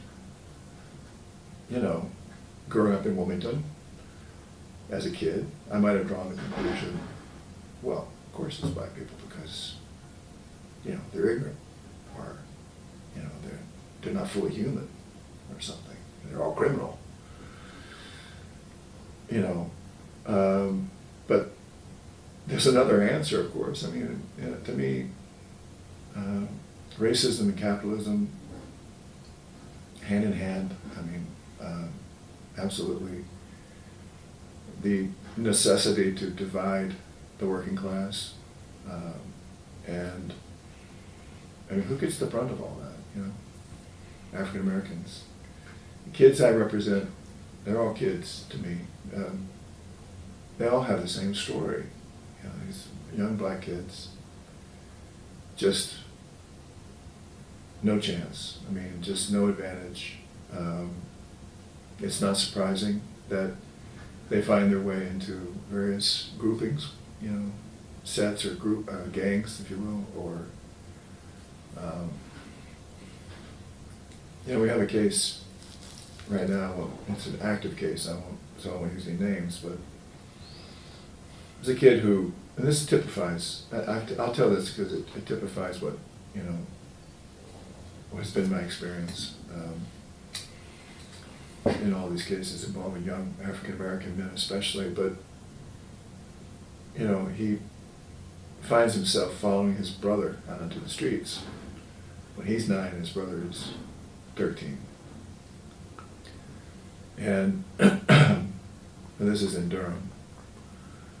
And at age 9, he's fully a member of, one of the Blackstreet gangs. And at age 14, well, the court gets involved because his mom can't control him. And she calls in the court. She calls in the cops, basically. And he starts getting into this process of going to juvenile homes and then getting out and then, breaking probation, and this cycle begins. She, has 5 or 6 kids. Boom, boom, boom, boom, boom. She's very poor. She just has, she has no possibility of helping this kid who has all kinds of problems. He's ADHD. He's got lots of brain issues. And at age 14, he's accused of murder. Shooting another rival gang kid on the street with a high-powered rifle. At age 14. At age 14, he goes inside. And on his 16th birthday, when he's an adult, by the state's reckoning, they ship him off, They give him a plea. He pleads to, I don't know how many years, 12, 15. So starting at age 14, he's in stir. And he's in stir until he gets out on under that murder charge. He's out for a couple of weeks. He's back in. He's out again. And now he's accused of murdering 3 people. So, I mean, how do you explain that? I mean, you can say, oh, he's evil. The DAs always tell jurors, he made a choice. He chose to pick up that rifle and shoot those boys. He could have avoided that, but he didn't. He made that choice. Well, what choice? I mean, how can you compare his ability to choose to someone who has grown up with privilege or had access to education, or parents who are not so impoverished and strung out on work and everything else that's going on with them, have no time to show any attention to this child, any guidance, throws it all to the court because I can't deal with it anymore. And this kid, I mean, so it's not about choice. And it's not that he is immoral. It's not that the devil got into him, you know.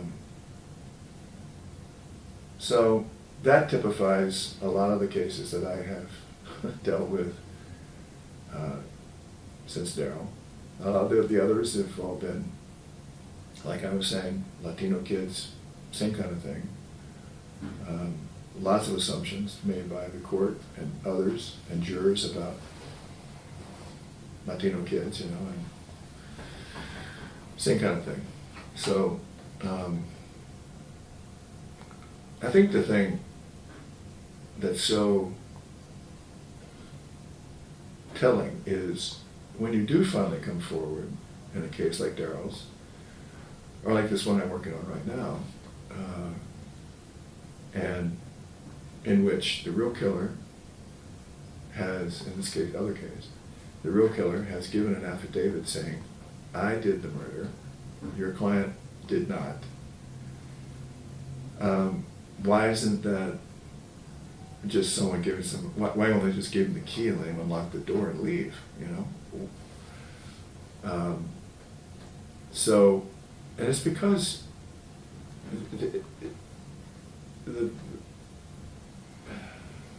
in my mind, the justice system just reproduces the entire system. That's what it's for. That's what it does. It reproduces racism.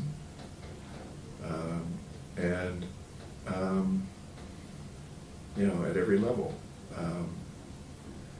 There, for instance, there's been an effort in various DA's offices to try to reform this and that. You know, it's happening in Durham. There's a DA there that everyone thinks is being, I mean, she's not going to try any cases capitally, which is a huge victory, a huge thing. But how do you reform that justice system? I don't know. I mean, it's still about putting young black kids in jail. I mean, that's what it seems to be to me. And then they get to prison, and where is there any effort towards reform or re-education? You know, it's just, it's miserable.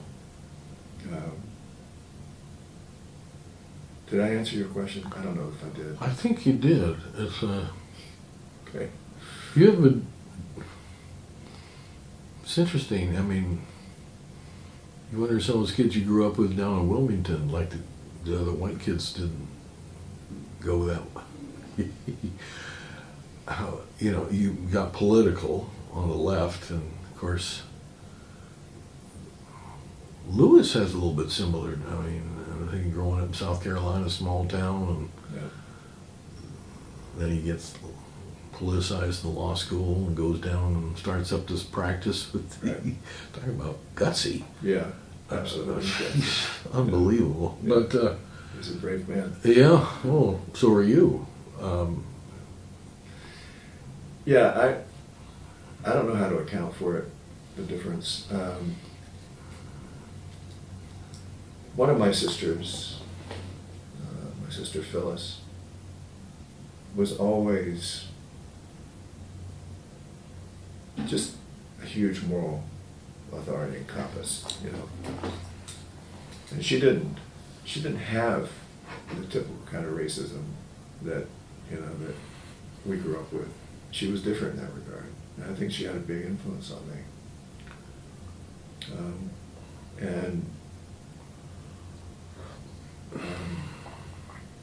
I mean, I think she was all about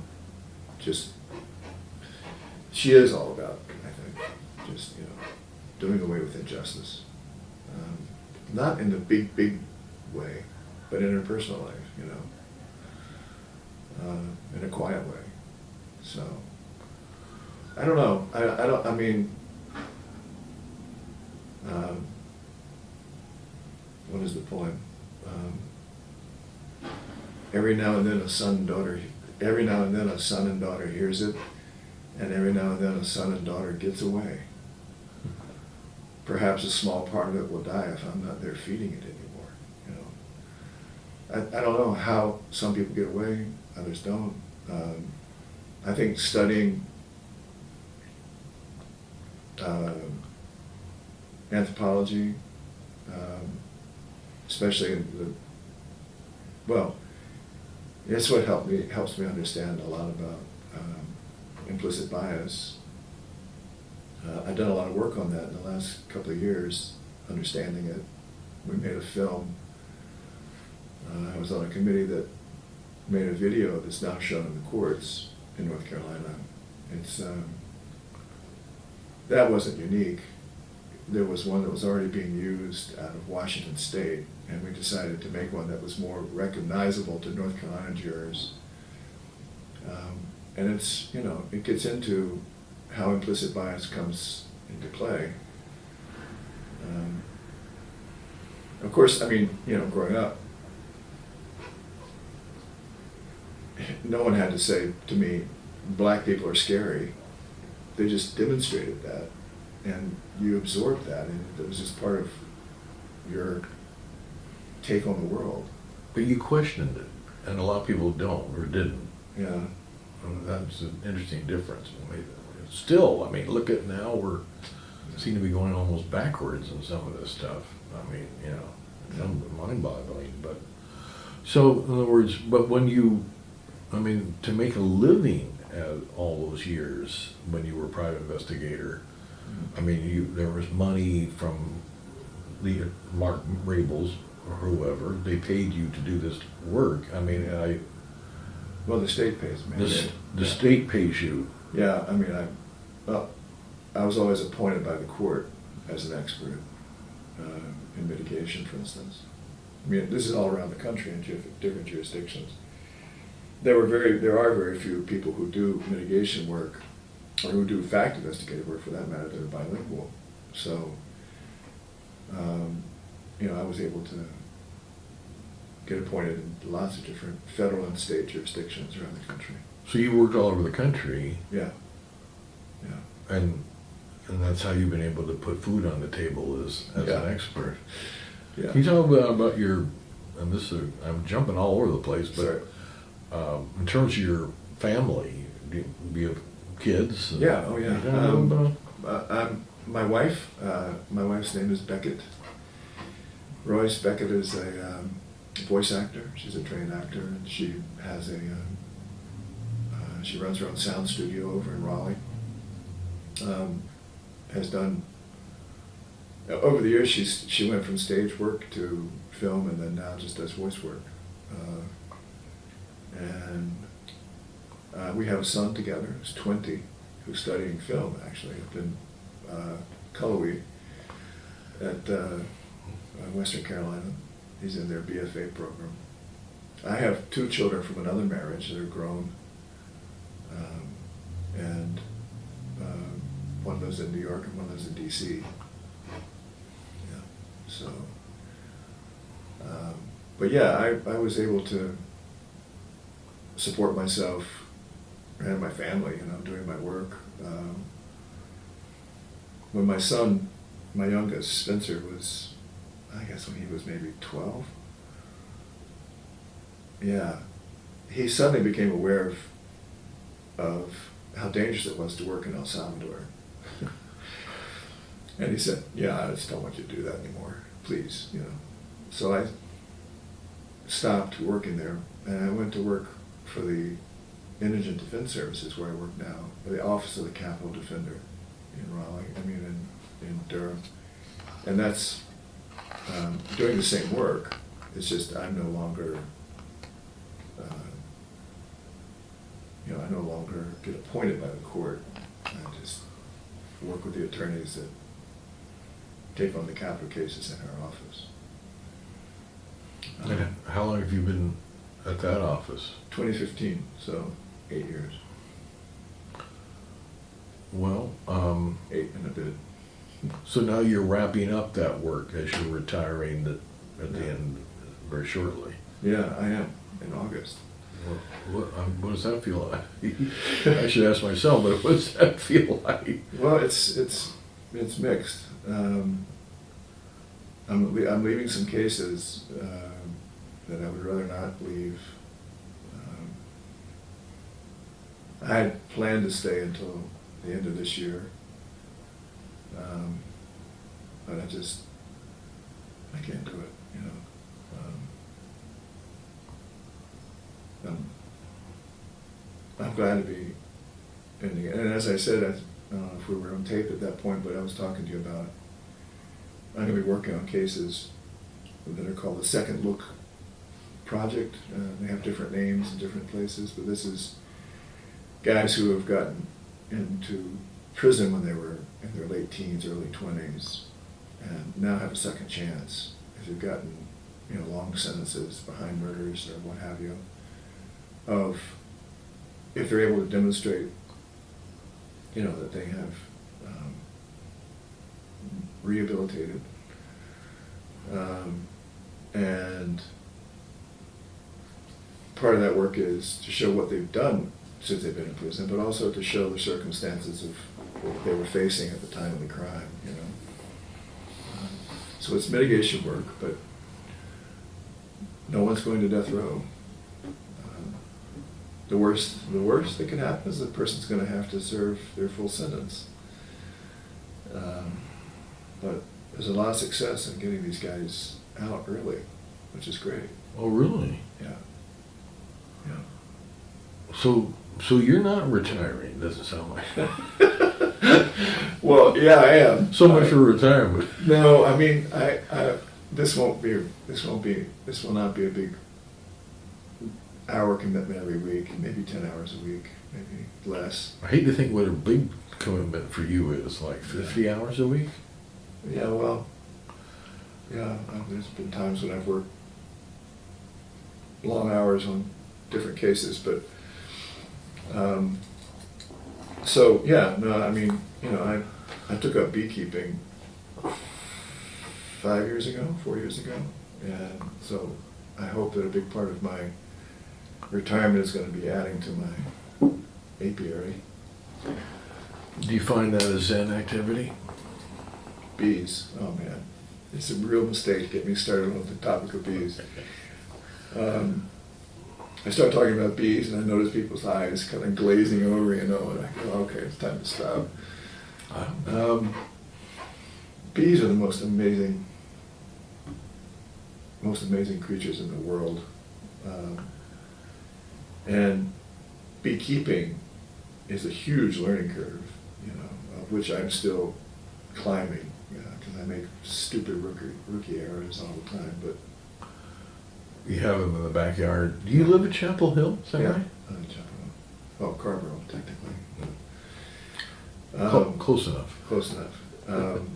But yeah, I have bees in my backyard. I have one active hive now, and I have swarm boxes that I've been putting up to capture native swarms. One of them, my friend told me, I placed it at her house in the woods. She told me that it's now active, so I'm going to go move that hive. So you won't be working for the state of North Carolina doing this, what do you call it, remediation? Mitigation. Mitigation. Right. But there's, how many people do that work? Well, quite a few actually now. For the last 3 years, I've been one of the trainers in North Carolina, you're required to be on the mitigation roster, which is maintained by the Indigent Defense Services. In order to be on the roster, you have to undergo our yearly training. It lasts for about 8 months. Most of these people already know what they're doing. They're social workers, for instance. Would that be a fairly typical background? Yeah, that is the most typical background. Right, makes sense. Yeah. The very, very famous ones, though, the beginners, the people who started mitigation work, for instance, one was an anthropologist. So the other was a journalist. So, yeah, I mean, but by and large, social work is the background. And, you know, the familiarity with how to get a family talking and whatnot is part of that. But there are techniques, there's record-keeping techniques and whatnot that a person has to learn.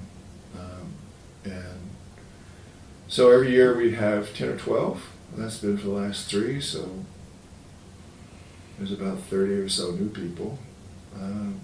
Our roster is pretty big. Yeah. And now, mitigation people are not only working on capital cases, they're working on other felonies as well, where an issue or a person's background or mental capacity or what have you might come into play and trying to understand the nature of the crime. And, you know, did this crime occur? Is there an issue of diminished capacity on the part of the defendant, for instance? You know, so mitigation people are doing not just capital cases, doing all kinds of stuff. And the state pays for this, Yeah, for the pre-sentencing. yeah. If there is, for instance, the notion of getting a plea, then the work of the mitigation person might come into play. To get a downward, departure from the number of years that might be offered. So, looking back, I mean, it's been, let's see, if you got started you've been at this a long time. Yeah, I have, since 1990. That's a long time. Yeah. I mean, wow, 1990, 33 years. Yeah. But really, I'm just looking at the larger arc of the story, so to speak. Use the screenwriter's term, which I Right. do. And it's interesting you started off with that story about being a kid in Wilmington and how you began to think about race and ways that our great white fathers didn't want us to be thinking about it. Yeah. Questioning why is this? Yeah. So this has been a huge thing in your whole life. I mean, in terms of wanting to fight for justice for people. I think so. Starting, I don't tell this story very often, but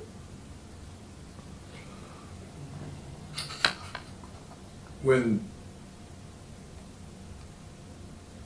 across the South, you may know this already. You probably do, and maybe others like Lewis may have talked about this. But the solution for integrating the schools was to shut down the black schools.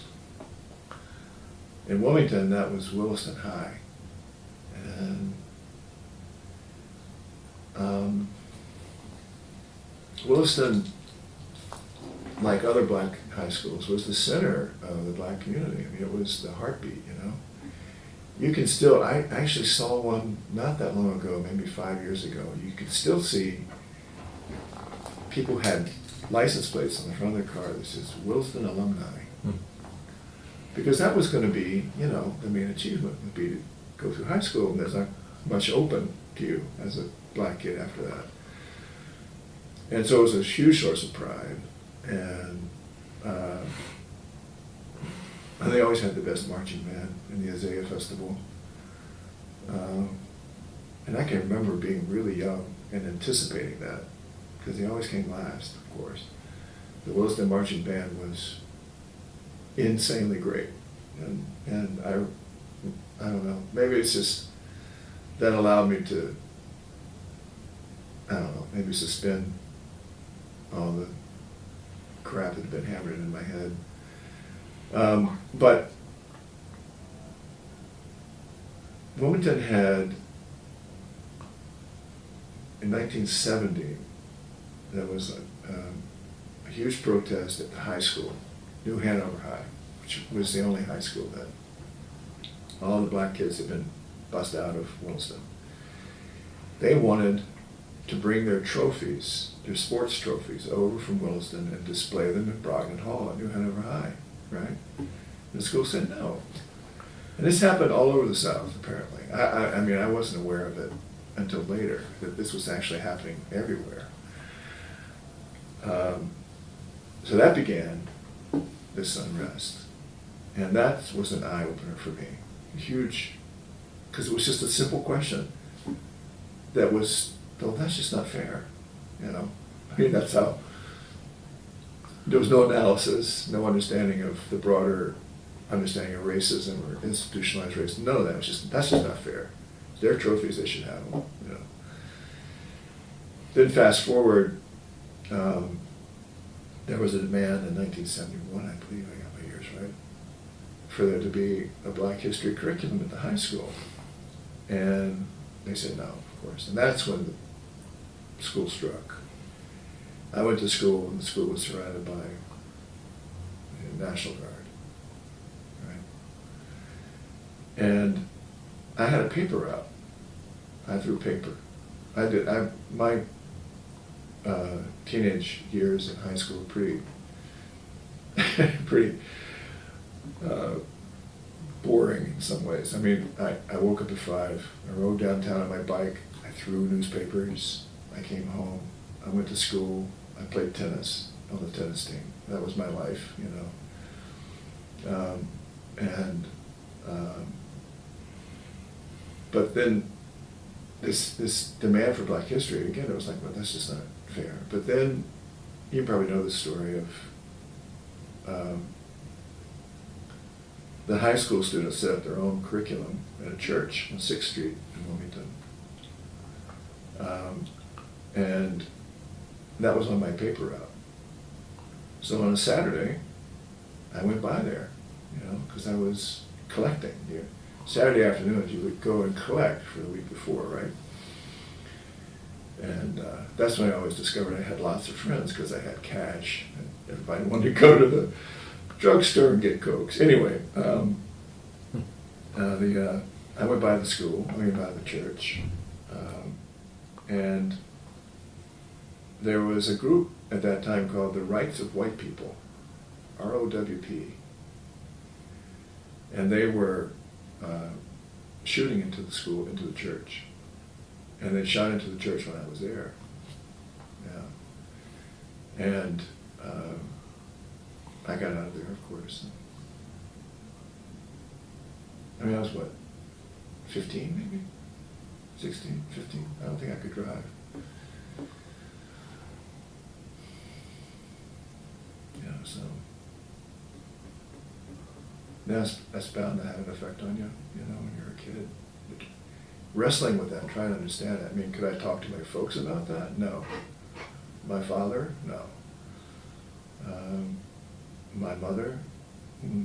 Not really. So, I don't know. It is that plus the war, the Vietnam War, all that stuff is just kind of coalesced, I guess. I don't know. I don't know.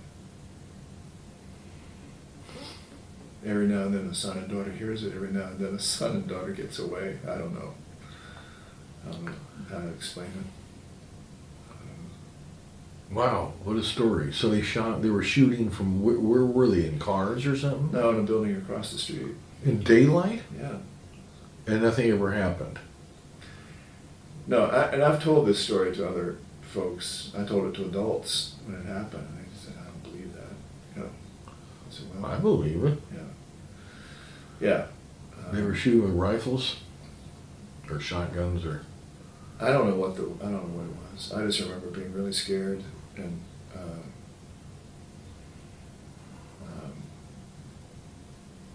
yeah. Rights of white people. What was that guy's name? Something Grissom or Griffin. He was all over the papers during this time because That's when the black kids were striking the school, you know, and, yeah. Did they ever put the medals in the New Hanover High School? Sorry. Did they ever put the The- trophies? You know, I don't know. I don't know if they did or not. You know, I don't think they did. Is it still, God, it's gotta be more than one high school in Wilmington. Oh, there are now, yeah. It's grown so much. It's grown. Until I was a senior, it was just the one high school, New Hanover High. I was a junior, because then there was another high school, Hoggart High. And we played them in tennis. They were terrible. And then all these other high schools, there must be maybe 4 or 5, you know. And there's, Probably not, I just wonder how integrated they are at this point. they are probably fully, yeah, sure. There may be some selective, I don't know, I can't remember the name of the high school where Michael Jordan went. It's out, what's that called? It was after I left Wilmington. He grew up down there? I didn't know that. Michael Jordan? Yeah. Yeah, he played high school ball in Wilmington. Yeah. After my time. Well, let's see here. So it sounds like you're retiring, but not completely retire. You'll still have your hand in. What was this? The second chance thing? That sounds interesting. In other words, Yeah, the public defender services of DC. All these cases are ones where kids were arrested in DC, right? And it's called. Sorry, I should know the full name. IRAA or IRRA. I can't remember. It's a statute that they passed in DC that allows for there to be a second look, depending on, you know, how the person is comporting himself in prison. There was a case decided in Alabama several years ago. It's called the Miller case, in which guys who were charged with murder and were given life sentences without parole, the Miller case decided that if the person is under 18, you can't be doing that. We need to hear mitigation in order for there to be. So all these cases have come back. And this is similar to that. It's similar to the trend. It's based on new science and understanding of, you know, how our brain develops. And that our brains are not fully developed until around the age of 25. really? So a person who already has some issues with impulse control, like a kid with ADHD and whatnot, committing a crime when they're 18 or 17 and whatnot, you know, they don't have the capacity to be considered a full adult, right? So that's the thinking behind all this, and the basis for it, you know, doing these second look type initiatives. So the Public Defender Service there represents these guys on these cases, and they need mitigation people like me to just develop their life history, the client's life history. So you do that by meeting with the families and friends and try to go back. Yeah, the client, the family, reviewing records. Yeah. So I would assume you get good cooperation because they want to see. Yes. Their loved one come out. Right. You get very good cooperation from the client, which doesn't always happen in other cases. What do you mean? Well, there are fellows who resist the whole notion of you looking into their background. You mean like on the other side? Or Well, like, don't bother my family with this stuff. I want you to talk to my mom. I want you to talk to my aunt. Don't you talk to my aunt. I get that a lot. They don't want all that stuff to... I had a case once in the 90s where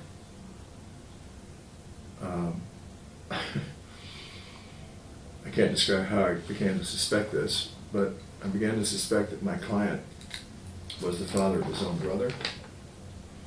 What? Yeah. And, Wait, yeah, he had slept with his mother. yeah. And, Wow. yeah. I mean, I never proved it, but that family, for instance, would not talk to me at all. They were happy with this kid to go off to death row, so they wouldn't have to reveal any secrets, you know. And that's not uncommon. Not to that extreme, but it's not uncommon. Well, how do you deal with that? You can't force people to talk, can you? No, it's very sad. It usually ends up with the person going to death row.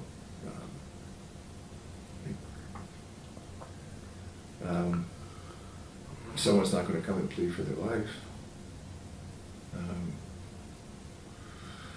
So, fast forward was really interesting. All death cases are appealed automatically. And so a whole new defense team gets assigned to them. And so a whole new mitigation person was assigned to that case. It's a friend of mine. The case I was just talking about with the guy. And I had never said anything to anybody about my suspicion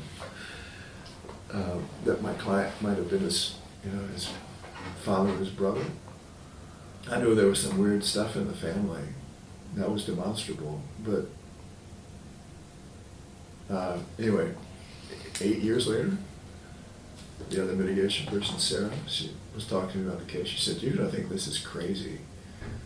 And I said, "Well, what?" And she said, "I think he might be his brother's father." I went, "Yeah, you and me both." Anyway, it's just an extreme example of a family sacrificing their loved one or their brother, sister, whatever, so that they don't have to reveal secrets. Including the mother. Yeah. That's a strange one. That's very strange. A la Chinatown, a little bit variation. Exactly. Wait a minute, in Chinatown, the big reveal was that he had had sex with his daughter and had a second child whom he was now trying to get a hold of. Right. And Faye Dunaway. was trying to protect that relationship. He's my father. He's mine. Right? I don't know if that scene would go over too well these Not days. these days. No. Or for that matter, the Chinatown joke. I think about that. How racist was that joke? You're screwing like a Chinaman, which I never even occurred to me. But Right. Anyway, wow. Well, the line that I took away from that movie and how it applies to my work, and I say it frequently.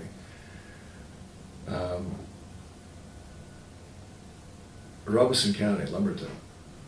People murder people all the time in Robeson County, and there just seems to be no end to it. And the majority of our cases are from Robeson County. And you go there to work, and you just realize how odd that place is. And there's no really, there's ways of accounting for it because it's such a weird mixture of populations and people with a heritage that's not recognized, and there's all kinds of You mean factors. Lumbee? Yeah. And so I'm often saying, people going, this case in Lumberton, everything is just crazy. All the people are crazy. And I said, come on, Jake. It's just Robeson. Just like It's just that is Chinatown. amazing. Did I send you a link to the film Union Time? You did. You actually gave me a copy of the movie, which I Did you? started watching. But you haven't finished it yet? No. That's your homework for tonight. Okay, thank Is you.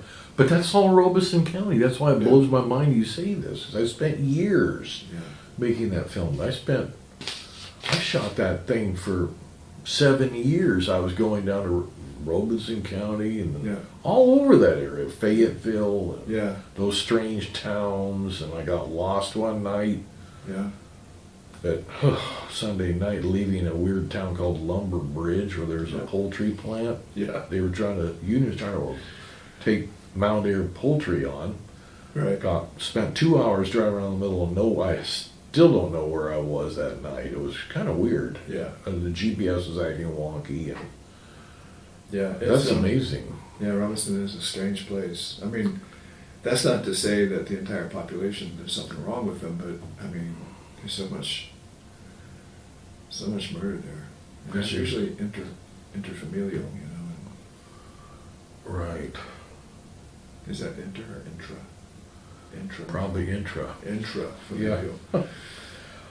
Well, so let's see. Here's in terms of the kind of move towards closure. I mean, boy, you've had cases all over the country dating back the last 30, 40 years now. 30 years of doing this work. Mm-hmm.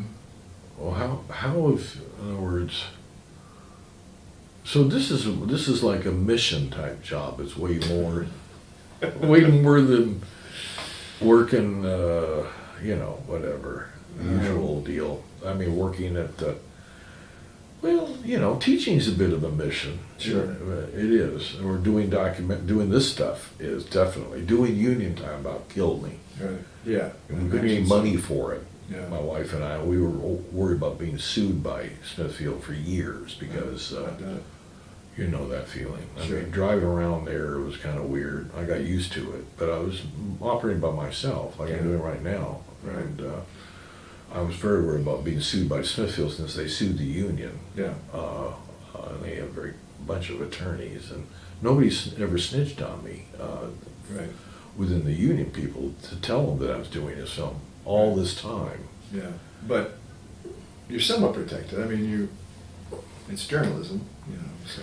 Yeah, but that said, I was mainly worried about a libel lawsuit from Smithfield. That was my huge concern, and I didn't have a union behind me either. Yeah. I had insurance, Right. which not easy to get that either. So, Right. but anyway, I guess my question is, what you mentioned being a Buddhist and you meditate, which I do. Not very good at it though, and I'm very interested in Buddhism. Yeah. I've been reading books about it for years and other stuff. Forget the books. Just sit. That's all you gotta do. Just sit. Just sit and meditate. Just sit. Right. Don't read the books. Okay. I'm kidding. You ever heard a book called The Untethered Soul by Michael Singer, I think it is?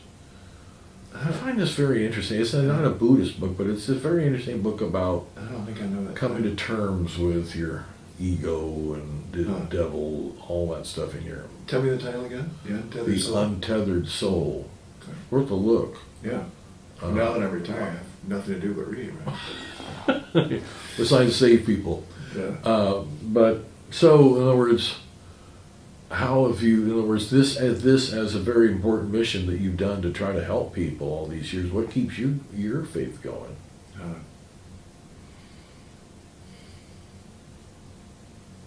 Well, I think that I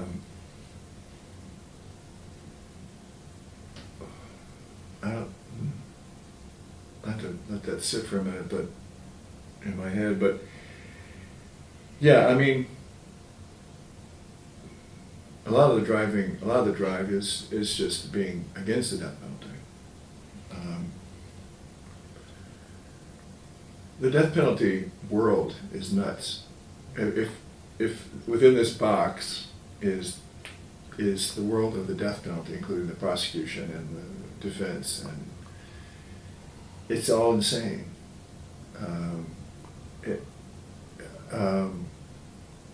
What defense teams have to do to get a verdict that we consider to be a victory, which is that your client is going to go to prison for the rest of his or her life. I mean, first of all, that's the victory. That if you ever go to a jury selection, for instance, in a death case, you'll notice and you'll find that you can't ask jurors much to understand whether or not they're pro or not death penalty, anti or pro. If you're anti-death penalty, you can't sit on the jury, which a lot of the population is against the death penalty. So how is that a jury of your peers? You know, so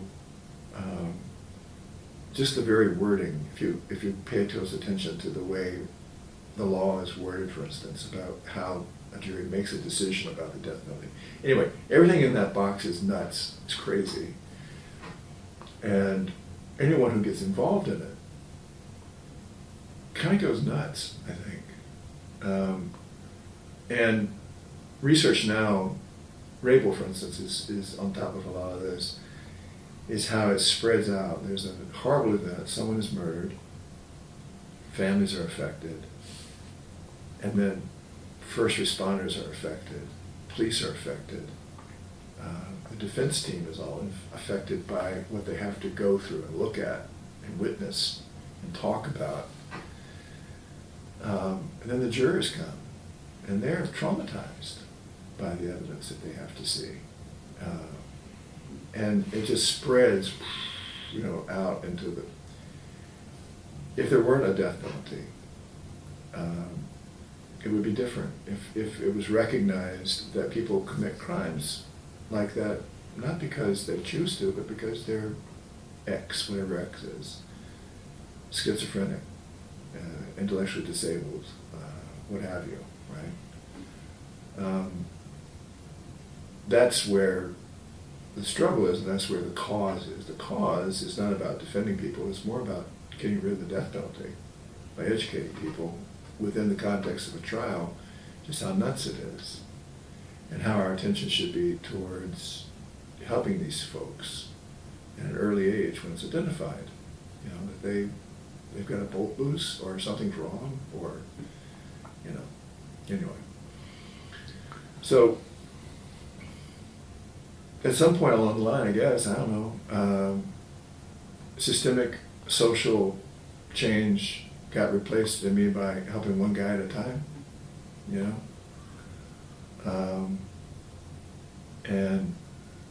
But still there is the hope, that sort of the broader application that by working on a death penalty case correctly, that you challenge the legitimacy of the whole thing, you know, the whole system of the death penalty, capital punishment. So how would you characterize the death penalty in terms of race, endemic racism? That's a big one. Well, I mean, we only have 2 hours, no, just kidding. I mean, just look at death row. I mean, what is the black population of the client percentage-wise? 18%. You know, death row is over 50% black. You know, my example of like going to the courthouse on a Monday morning. I mean, it to me it's just a no-brainer. I mean, that racism and dividing the working class along white, black lines is all part of the, you know, is how the system reproduces itself, you know, and keeps going. And I mean, this is, and the conditions, I mean, that we allow, there's such a disparity between what a white kid can attain, and, I mean, speaking really generally, but what a white kid can attain and what a black kid can attain, the opportunities. You can't keep back all those opportunities and then expect a person to, I mean, who's surprised by that? It's not, it's, anyway. It seems pretty clear cut to me, but maybe it's not, I don't know. So as you retire, how are you feeling looking back on this long career of fighting for justice?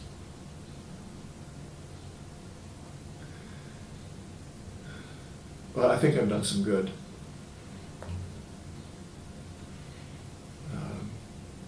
I've messed up. I've made some mistakes. But I think overall, you know, yeah, I think overall I've done okay. Oh, you did. I mean, So, yeah, I leave. I guess I leave feeling like I've done my bit. you know. And there's been some, you know, some real victories. Absolutely. Have you thought about trying to do a book about it or anything? Write about what you went through? Because I mean, how many people really even know about this aspect of the whole? I don't know if you call it within the criminal justice system. No, I haven't thought about it. Well, I've thought about writing a couple of things, but no, not really. Not really. I think it would be kind of a boring book. Oh, I don't think so. Well, I think so. Maybe it would be a little bit boring to. well, let me ask you this. I mean, in other words, this is a huge question. How are you feeling as we're in the strange political period we're in now, which is almost beyond belief? But in other words, I hadn't noticed. oh, man, takes a lot of meditation to deal with that. That's what I'm having a challenge with, is not getting so upset that, you know, it affected my teaching. It's one reason I did retire, is I was beginning to contrast. I mean, I feel worried about this generation of kids and what they're facing on every level, from climate change to what jobs are going to be, and all the incredible, you can't afford rent, you can't, you know, everything is ridiculous. Over food is so what are they, you know, they want to be filmmakers, that, you know, that's all that, you know, so I feel worried about them, you know. I hear you. I mean, I worry about my son, my youngest.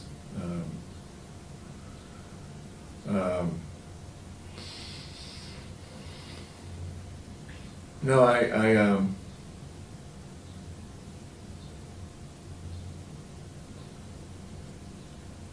I think of what's going on in terms of, I mean,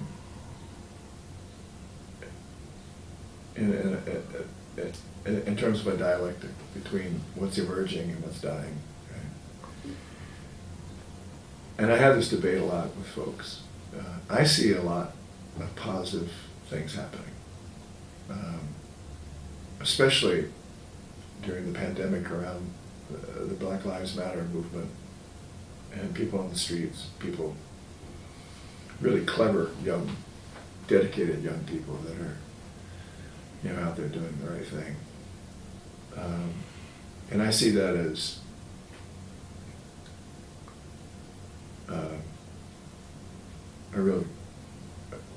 a good indication of hope, that there is hope. In the short term, though, man, I don't know. It's hard to keep your head around it. I have been looking into the possibility of moving to Paraguay, though, as a way of escape. Wait a minute! Paraguay? Yeah, Paraguay. How'd you pick that country? Have you been there? No, I've never been to Paraguay. I've always wanted to go. I've always wanted to go to Argentina. And you're bilingual. Yeah, so Paraguay. Well, during the Trump time, we looked at maybe moving to Portugal, but it's too expensive. Spain, I worked in Spain for a year and love Spain, but you have to have $1 billion in the bank, you know, before Spain will let you come in and be a citizen. Like how much? $1 billion. I don't know. If it's less than $500,000, it might as well be a bazillion. I mean, if it's more than $500,000, it might as well be a bazillion, right? So, right. I can't remember the exact figure, but I just know we couldn't afford it. But Paraguay, you have to demonstrate that you have $1,500 of income from another source and outside the country, and you know you can start applying for citizenship.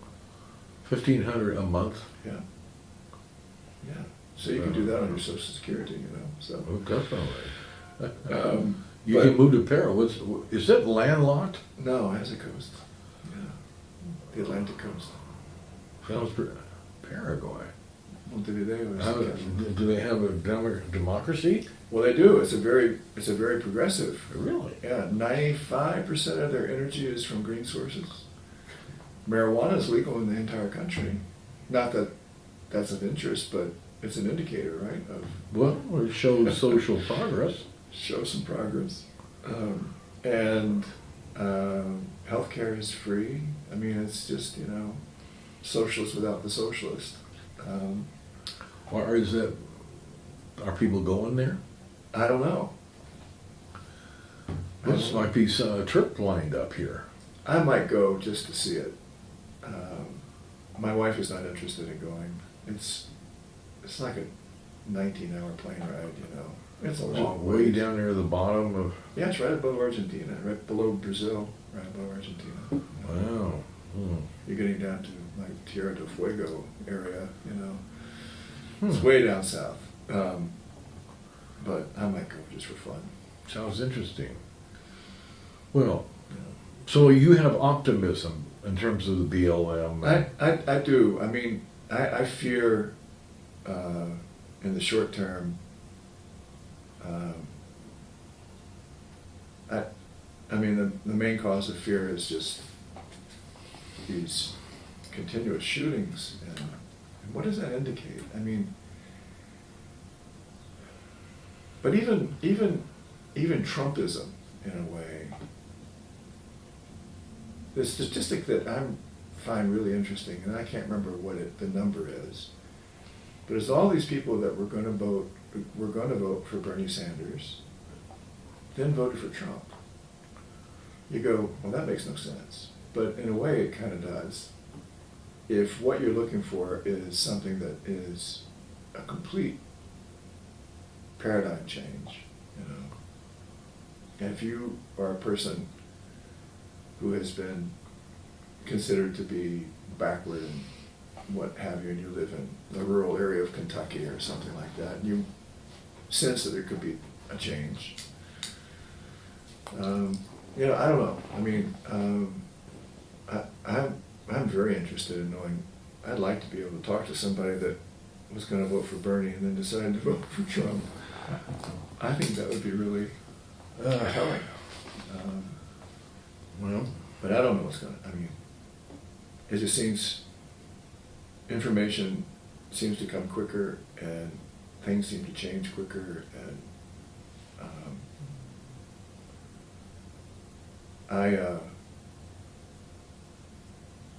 I do have common vocabulary with my kid who's 20. I mean, but there's a lot that we don't share in common in terms of worldview.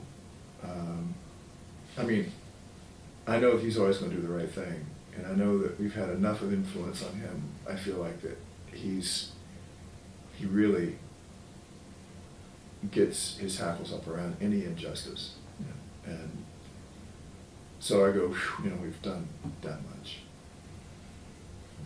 but I know that my model of the world is really different from his,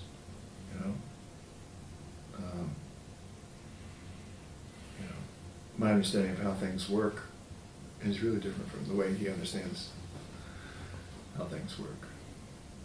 So, yeah.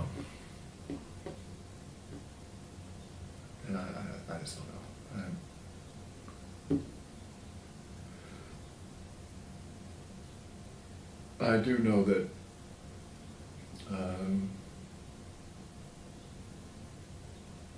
I have a great. Where was I the other day? I was somewhere down east in a small town. I can't remember where I was. And I went to a convenience store to get a bottle of water or something. I don't know. Two men in that store, completely unconnected to each other, were strapped, pistols on their hips, out in the open. White guys, of course. And I go, what the hell? I mean, what, or why do they feel the need to go around strapped and armed all the time, you know? I mean, what's that about? What are they? I have no idea. I just knew that I didn't want to look at them very closely. I didn't want to be. It is weird to see it. Yeah, I didn't want to be perceived as, you know, you're looking at me. You're looking at me. You know, no, I just want some water to get the hell out of here. You know. Beautiful small town you have here. Right. Oh God, yeah. I don't know what it reminds me. Years ago when I was doing the Union film, I had got a lot of shots just to give you the feeling of the area. Right. And the town of Tar Heel, not even a town where the plant is. Right. And the Union headquarters has a building there, right on the main drag. Right. And I was just getting some shots. I had a camera I'd use for that kind of purpose I could do quickly and then Right. get out. Right. And some lady came walking up and said, "Oh, I'm just curious what you're doing to you." I said, being kind of well, I said, I find the architecture around here absolutely fascinating, the sandwich shop over there, the Subway's a lovely, but she knew damn well, I'm not going to tell her what business of yours what I'm doing here, but I'll never tell the truth to somebody like that. Yeah. But, I don't know. Is it Tar Heel where the big Smithfield, the huge... It's the world's largest slaughterhouse, Yeah. right there. I've been there. I had to go do an interview there once. At the plant? Yeah. And they had to call the guy up from the floor. And what was funny was the woman who was running the HR desk was Puerto Rican. And she and I heard her talking Spanish to one of her coworkers, so I started talking to her in Spanish, and we talked Spanish, and I could tell she was Puerto Rican by her accent. But the guy I was there to see was some, I don't know who he was, some regular white guy. I don't remember who he was. So she gets on the loudspeaker to call this guy in the division where he is, and she goes, she'd been talking to me in Spanish, and she goes, Bill Jones, can you come down to the desk? You have a visitor, Bill Jones. And then she had learned how to speak local. That's funny. Because, it's really actually pretty eye-opening. Yeah, that facility is quite something. Oh my God. They can kill 34,000 hogs in one day there. Yeah. We have 2 lines that go Yeah. simultaneously. Yeah, the guy I was there to interview had worked on the line. I've had lots of clients who have worked in mostly chicken plants on the line. Their hands get so cold they can't handle the knife and they get cut badly. I'm sure that's what happened in your case too. And, Oh yeah, endless injuries. yeah. So, well, we should wrap it up. Okay. Is there anything else you'd like to add to, it's been a wonderful interview. I very much appreciate it. Anything else you'd like to add to as final thoughts or anything about it? Well, I'm just happy to be part of this, and thank you for asking me. It's the last thing in the world I ever thought someone would ask me to do, to sit down and talk about, my history. And it's informative. I mean, I've learned a lot just listening to my own thoughts as you were asking me questions. I think that's what a good interview should do. But no, I have no real closing. Just that I appreciate it, and I appreciate the whole series that you've done. I've watched them, like I said, some of them. It's good to see old friends. Nelson was in there, Signe was there, Lewis, of course Rabel. I know his story. So, What a story. Yeah. And your story. I think, you're it is heroic work to do, and you know, that hero term gets used, and you know, what does it mean? You know, I have a connection with the Civil Rights Museum here in town because a former student of mine does all their video stuff, and he also teaches at Bennett College, great guy, and you know, I hope to be able to, at some point, maybe have an exhibit with TV monitors so you can go in there and there'll be you talking about excerpts, just about what you did on the Darrell House. There's some, I think, and ultimately, you know, we'll like to maybe even have somebody, like say Nelson, show a montage of 20 minutes of some of his best, most powerful sound bites. Yeah. And then have them there to talk about afterwards. I think there's something, it's always amazing to see somebody on the screen and here they are being interviewed. I think that would make for a great, you know, the big deal on in academia is community engagement. Well, this is community engagement, doing this stuff. Yeah, you know? I can see it. I can see it. I mean, these are some of the most, I mean, these folks, like you're talking about, some of the people I've admired the most in my life. You mean like Nelson Johnson or Sidney or yeah, absolutely, all those folks? Yeah, they're the real deal. All righty. Well, we'll call it a wrap then, Thanks. as they say in Hollywood. All right, I'm gonna stop it.